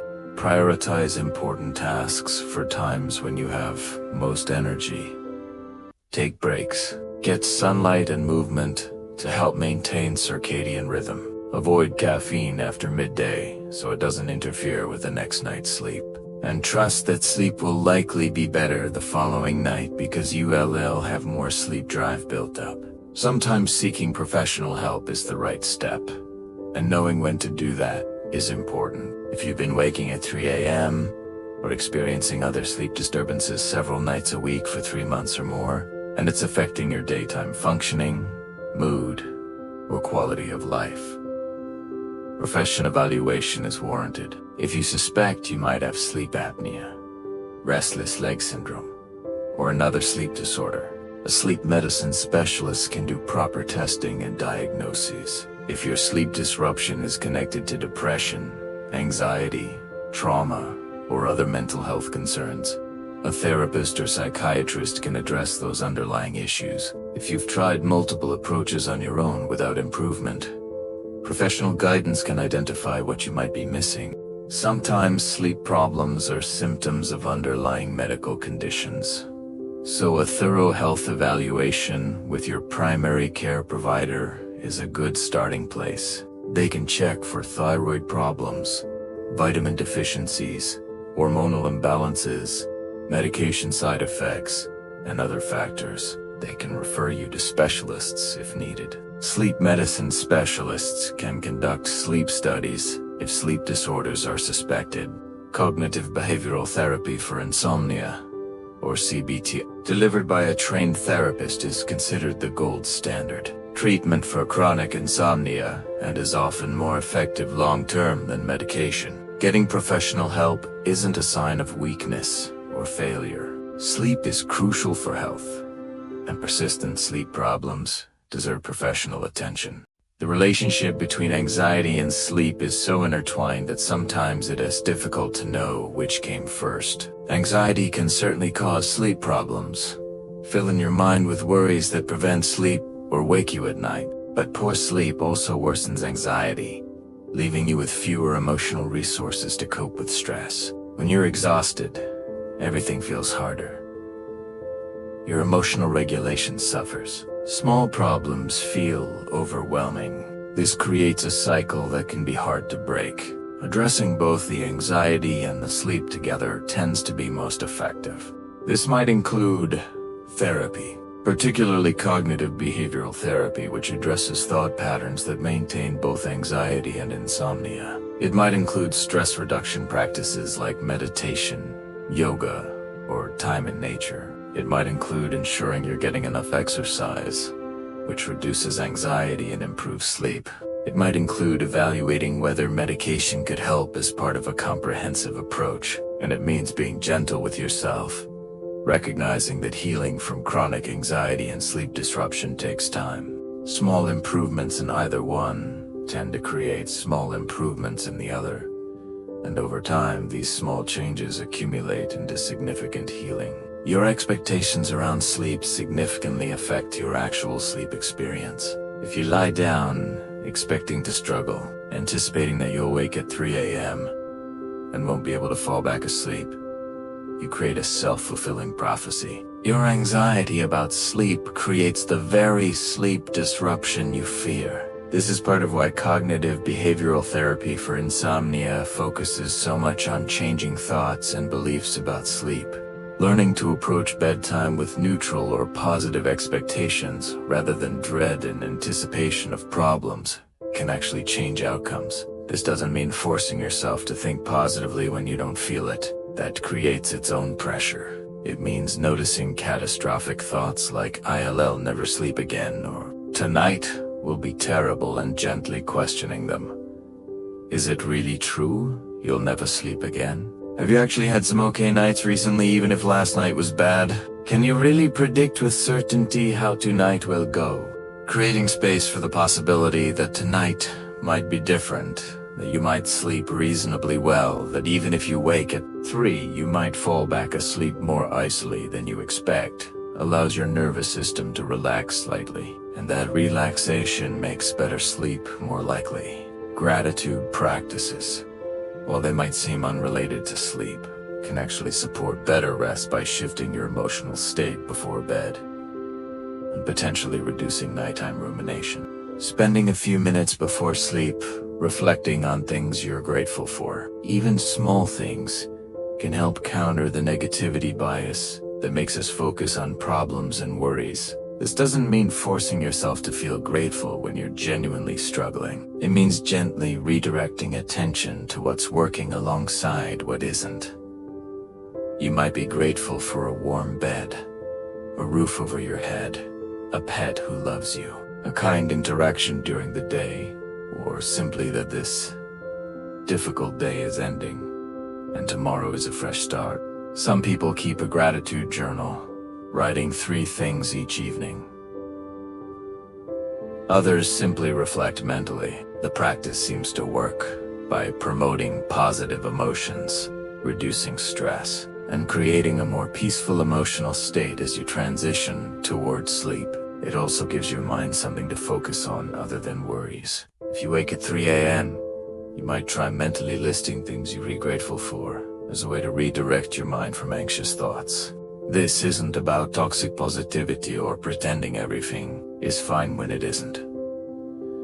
It's about balanced awareness that includes both challenges and small blessings. Self-compassion is crucial when dealing with ongoing sleep difficulties. It's easy to become frustrated with yourself, to feel like you're failing at something as basic as sleep, to wonder what's wrong with you that you can't do this simple thing. But this self-criticism creates stress that makes sleep worse. Self-compassion means treating yourself with the same kindness you'd offer a good friend who is struggling. It means recognizing that sleep difficulties are common, not a personal failing. It means acknowledging that you're doing your best, even when your best doesn't produce perfect results. It means speaking to yourself gently rather than harshly. When you wake at 3 a.m., instead of berating yourself with thoughts like, "What's wrong with me? Why can't I sleep like normal people?" Jumik say, "This is hard right now. I'm doing the best I can." Waking during the night is something many people experience. I deserve kindness, especially when things are difficult. This shift in internal dialogue actually affects your physiology. Harsh self-criticism activates stress responses. Self-compassion activates calming responses. Beyond the immediate moment, self-compassion means taking care of yourself the next day when you're tired, adjusting expectations, prioritizing rest, and trusting that you're worthy of care and gentleness, even when you're not performing optimally. As we come toward the end of our time together tonight, it's worth remembering that sleep is not something you do. It's something you allow. You can create the conditions that support sleep. You can remove obstacles that prevent it. You can practice techniques that promote relaxation. But ultimately, sleep comes when it comes, and trying to force it only pushes it further away. This is one of the paradoxes of sleep. The more desperately you want it, the more it eludes you. The more you can let go and simply rest, trusting that your body knows how to sleep and will do so when ready, the more easily sleep arrives. When you wake at 3 in the morning, in those quiet, dark hours, when the world is still, remember that you're not alone. Millions of people are awake at this same moment, lying in their own beds, dealing with their own thoughts and worries. You're part of a vast, invisible community of nighttime wakers. And remember that waking doesn't mean failing. It means you're human. Your sleep system, like all systems in your body, isn't perfect. It has variations and fluctuations. Some nights will be easier than others, and that's okay. The practices and information we've explored tonight are meant to add pressure or create a perfect sleep protocol you must follow rigidly. They're simply tools, available when you need them. Some will resonate with you, others won't. Some might help tonight. Others might become useful at different times. Be curious and experimental. Notice what helps and what doesn't. And be patient with yourself in the process. Improving sleep, especially chronic sleep disruption, usually happens gradually, not overnight. You might have a few better nights than a difficult one. That doesn't mean you're back to square one. Healing isn't linear.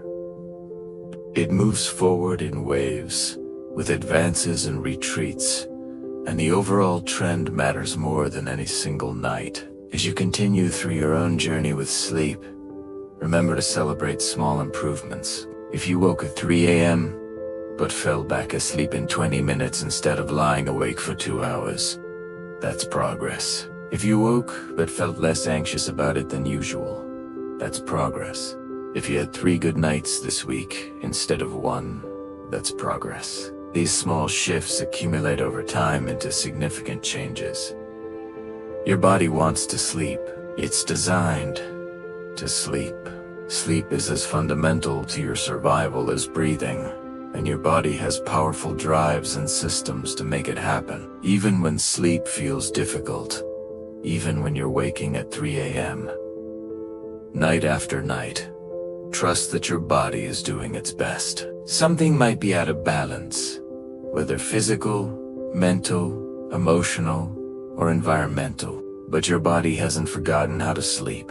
It's simply being affected by factors that are disrupting the process. As you address those factors, whether through the lifestyle changes we've discussed, medical treatment if needed, stress reduction, improved sleep hygiene, or any combination of approaches, your natural sleep capacity can reemerge. Give yourself time, give yourself compassion, and give yourself permission to sleep imperfectly while you're healing. Aromaterapia, The use of essential oils for therapeutic benefit has been practiced for thousands of years and can be a gentle addition to your sleep support toolkit. Certain scents appear to have relaxing effects that can help prepare you for sleep or calm you when you wake at night. Lavender is the most studied essential oil for sleep, and research suggests it can improve sleep quality, increase time spent in deep sleep, and help people feel more refreshed in the morning. The scent of lavender appears to have mild sedative effects and may reduce anxiety. Other oils traditionally used for sleep include chamomile, which has calming properties similar to drinking, chamomile, tea bergamot, which can reduce stress and anxiety, ylang ylang, which may lower blood pressure and heart rate, and sandalwood, which has grounding, calming qualities. You can use essential oils in several ways. A diffuser disperses the scent throughout your bedroom. A few drops on your pillow or a cloth near your bed provides gentler exposure. Some people apply diluted oils to their skin, though this requires caution as essential oils can irritate skin if not properly diluted with a carrier oil. A relaxing bath with a few drops of essential oil before bed combines aromatherapy with the sleep benefits of warm water. If you wake at 3 a.m., having a lavender sachet near your pillow or taking a moment to inhale a calming scent can help signal to your nervous system that it is safe to relax and return to sleep. Quality matters with essential oils. Choose pure oils from reputable sources rather than synthetic fragrances. Warm baths before bed have been used for relaxation and sleep preparation across cultures for centuries, and modern research confirms they can indeed support better sleep. Taking a warm bath about 90 minutes before bedtime helps facilitate the natural temperature drop your body needs for sleep. When you soak in warm water, your body temperature rises. Then, when you get out, your body temperature drops relatively quickly as heat is released from your skin. This mimics and enhances the natural temperature drop that occurs as you prepare for sleep, signaling to your body that it's time to rest. The temperature of the bath matters. Water that's comfortably warm but not scalding hot, around 100 to 104 degrees Fahrenheit, appears to be optimal. Soaking for at least 10 minutes allows your core temperature to rise sufficiently. Beyond the temperature effects, a warm bath is also simply relaxing. It's a quiet time away from screens and stimulation. The warm water soothes tense muscles. Adding Epsom salts provides magnesium that can be absorbed through the skin. Adding essential oils like lavender creates aromatherapy benefits. The ritual of the bath can become part of your bedtime routine, signaling that sleep is approaching. Some people find that if they wake at 3 a.m. and truly can't fall back asleep, getting up and taking a brief warm shower or foot soak can help reset their system and make sleep more accessible when they return to bed. Herbal teas have been used as sleep aids in various cultures for generations, and several have research supporting their traditional use. Chamomile tea is perhaps the most famous bedtime tea. It contains an antioxidant called apigenin that binds to certain receptors in your brain that may promote sleepiness and reduce insomnia. Chamomile also has mild sedative effects and can help reduce anxiety. Passion flower tea increases levels of GABA in the brain, which has calming effects. Studies suggest it may help improve sleep quality. Valerian root tea has stronger sedative properties than chamomile. It may help you fall asleep faster and sleep more deeply, though the taste is quite earthy and not appealing to everyone. Lemon balm tea can reduce anxiety and promote calm, potentially making sleep easier. It's often combined with other herbs. Lavender tea provides some of the same calming benefits as lavender aromatherapy. Magnolia bark tea has been used in traditional Chinese medicine for sleep and anxiety. The ritual of preparing and drinking tea can itself be relaxing and can form part of your bedtime routine. The warm liquid is soothing. Taking time to sit quietly with your tea creates a pause before sleep. If you wake at 3 a.m., having some herbal tea ready in a thermos can provide comfort. The key is choosing decaffeinated or naturally caffeine-free teas and avoiding adding sugar. Honey is fine in small amounts. Most herbal teas are safe, but if you're pregnant, nursing, or taking medications, check with your healthcare provider first. Music designed for sleep can be remarkably effective for some people, both for falling asleep initially and for returning to sleep after waking at 3 a.m. Not all music is sleep. Energetic music with strong beats, loud volume, or emotional intensity will activate rather than calm you. But slow, gentle music with a tempo around 60 beats per minute, which roughly matches a resting heart rate, can help synchronize your body's rhythms. Towards sleep, classical music, particularly pieces that are slow and flowing, has been studied for sleep benefits. Ambient music, nature sounds like rain or ocean waves, binaural beats designed to promote specific brainwave states, and music specifically composed for sleep can all be helpful. The volume should be low, just barely audible. Some people use music for the first part of the night, and then it turns off automatically, while others play it all night long. If you share your bed with someone, headphones or earbuds designed for sleep can allow you to listen without disturbing your partner. The predictable, gentle sounds can mask disruptive noises that might otherwise wake you. They can give your mind something neutral to focus on rather than worries or racing thoughts. And they can create a consistent auditory environment that signals to your brain it's time to sleep. If you wake at 3 a.m., having calming music available that you can turn on without bright screens or much movement can help you settle back towards sleep.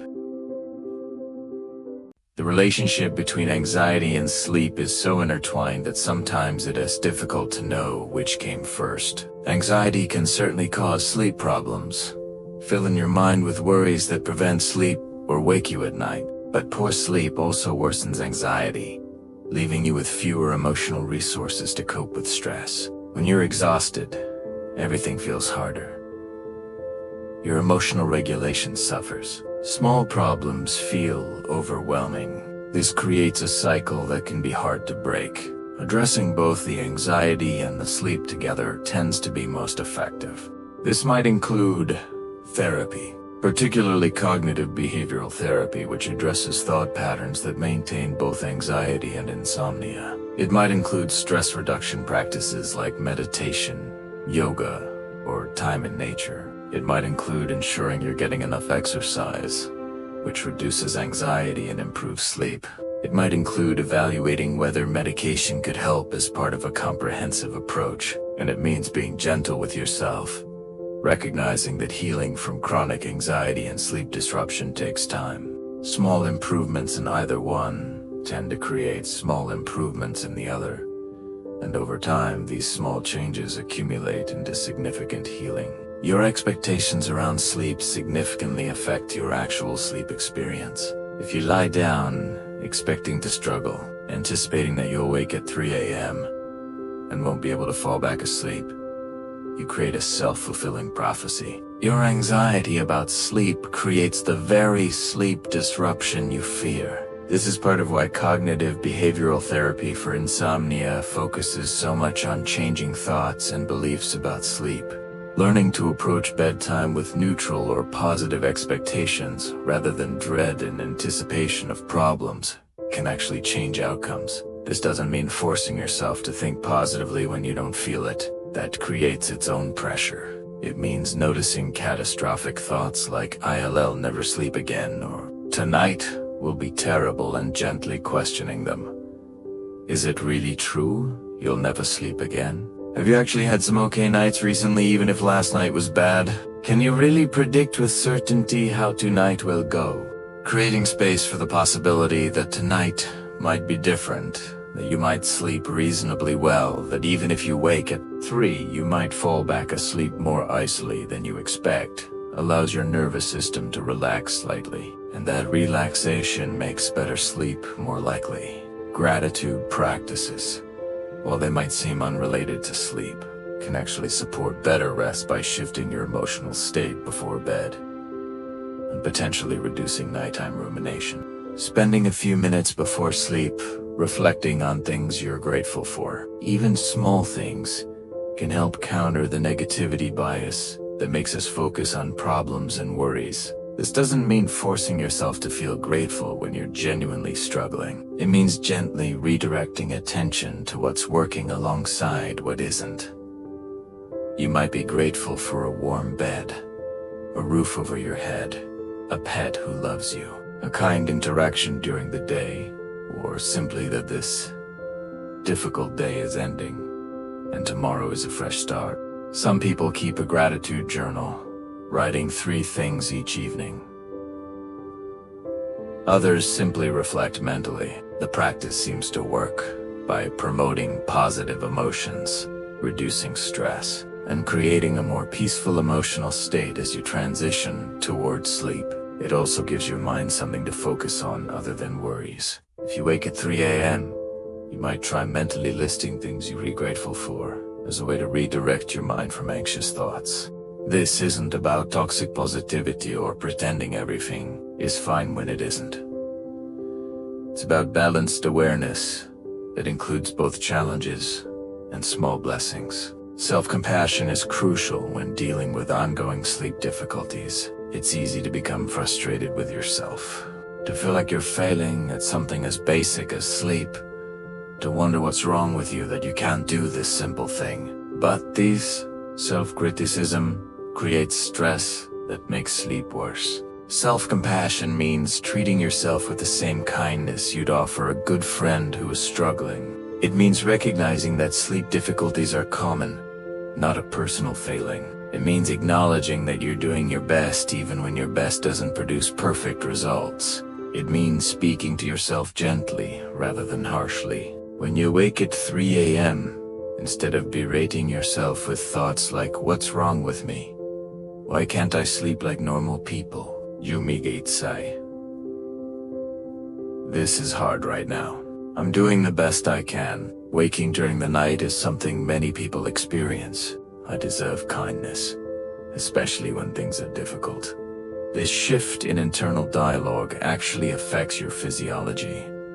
Harsh self-criticism activates stress responses. Self-compassion activates calming responses. Beyond the immediate moment, self-compassion means taking care of yourself the next day when you're tired, adjusting expectations, prioritizing rest, and trusting that you're worthy of care and gentleness, even when you're not performing optimally. As we come toward the end of our time together tonight, it's worth remembering that sleep is not something you do.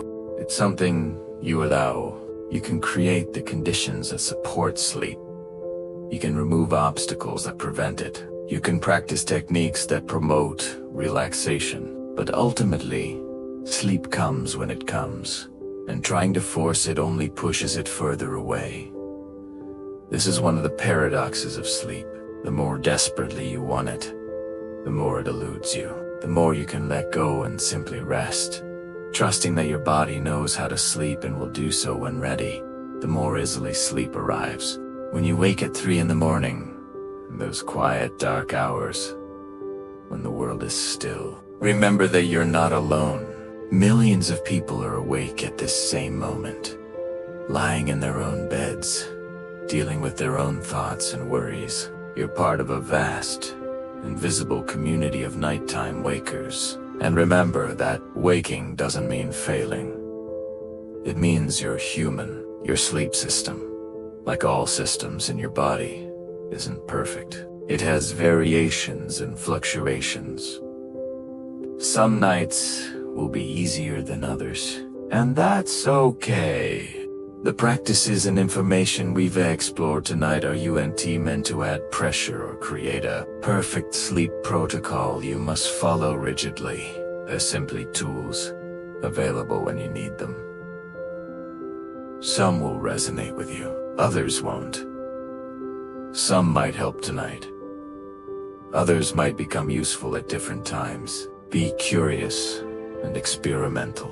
Notice what helps and what doesn't, and be patient with yourself in the process. Improving sleep, especially chronic sleep disruption, usually happens gradually, not overnight. You might have a few better nights than a difficult one. That doesn't mean you're back to square one. Healing isn't linear. It moves forward in waves, with advances and retreats, and the overall trend matters more than any single night. As you continue through your own journey with sleep, remember to celebrate small improvements. If you woke at 3 a.m., but fell back asleep in 20 minutes instead of lying awake for 2 hours, that's progress. If you woke but felt less anxious about it than usual, that's progress. If you had 3 good nights this week instead of 1, that's progress. These small shifts accumulate over time into significant changes. Your body wants to sleep. It's designed to sleep. Sleep is as fundamental to your survival as breathing, and your body has powerful drives and systems to make it happen. Even when sleep feels difficult, even when you're waking at 3 a.m., night after night, trust that your body is doing its best. Something might be out of balance, whether physical, mental, emotional, or environmental, but your body hasn't forgotten how to sleep. It's simply being affected by factors that are disrupting the process. As you address those factors, whether through the lifestyle changes we've discussed, medical treatment if needed, stress reduction, improved sleep hygiene, or any combination of approaches, your natural sleep capacity can re-emerge. Give yourself time, give yourself compassion, and give yourself permission to sleep imperfectly while you're healing. And now, as this exploration comes to a close, allow yourself to simply rest. You've learned a lot tonight. Your mind has processed new information, and now it's time to let all of that go, releasing any thoughts about sleep, any efforts to do anything right, any concern about whether you'll sleep well or wake again. Just let yourself be here, in this moment, breathing gently, body relaxed, nothing to do and nowhere to go. The night will unfold as it will. Sleep will come when it's ready, and tomorrow, the sun will rise again, bringing a new day and new possibilities. For now, rest. Simply rest, and know that you are exactly where you need to be. Sweet dreams and peaceful rest. Thank you for spending this quiet time exploring the mysteries of sleep and 3 a.m. wake up. May your nights become gentler, your sleep deeper, and your rest more restorative. Until next time, sleep well.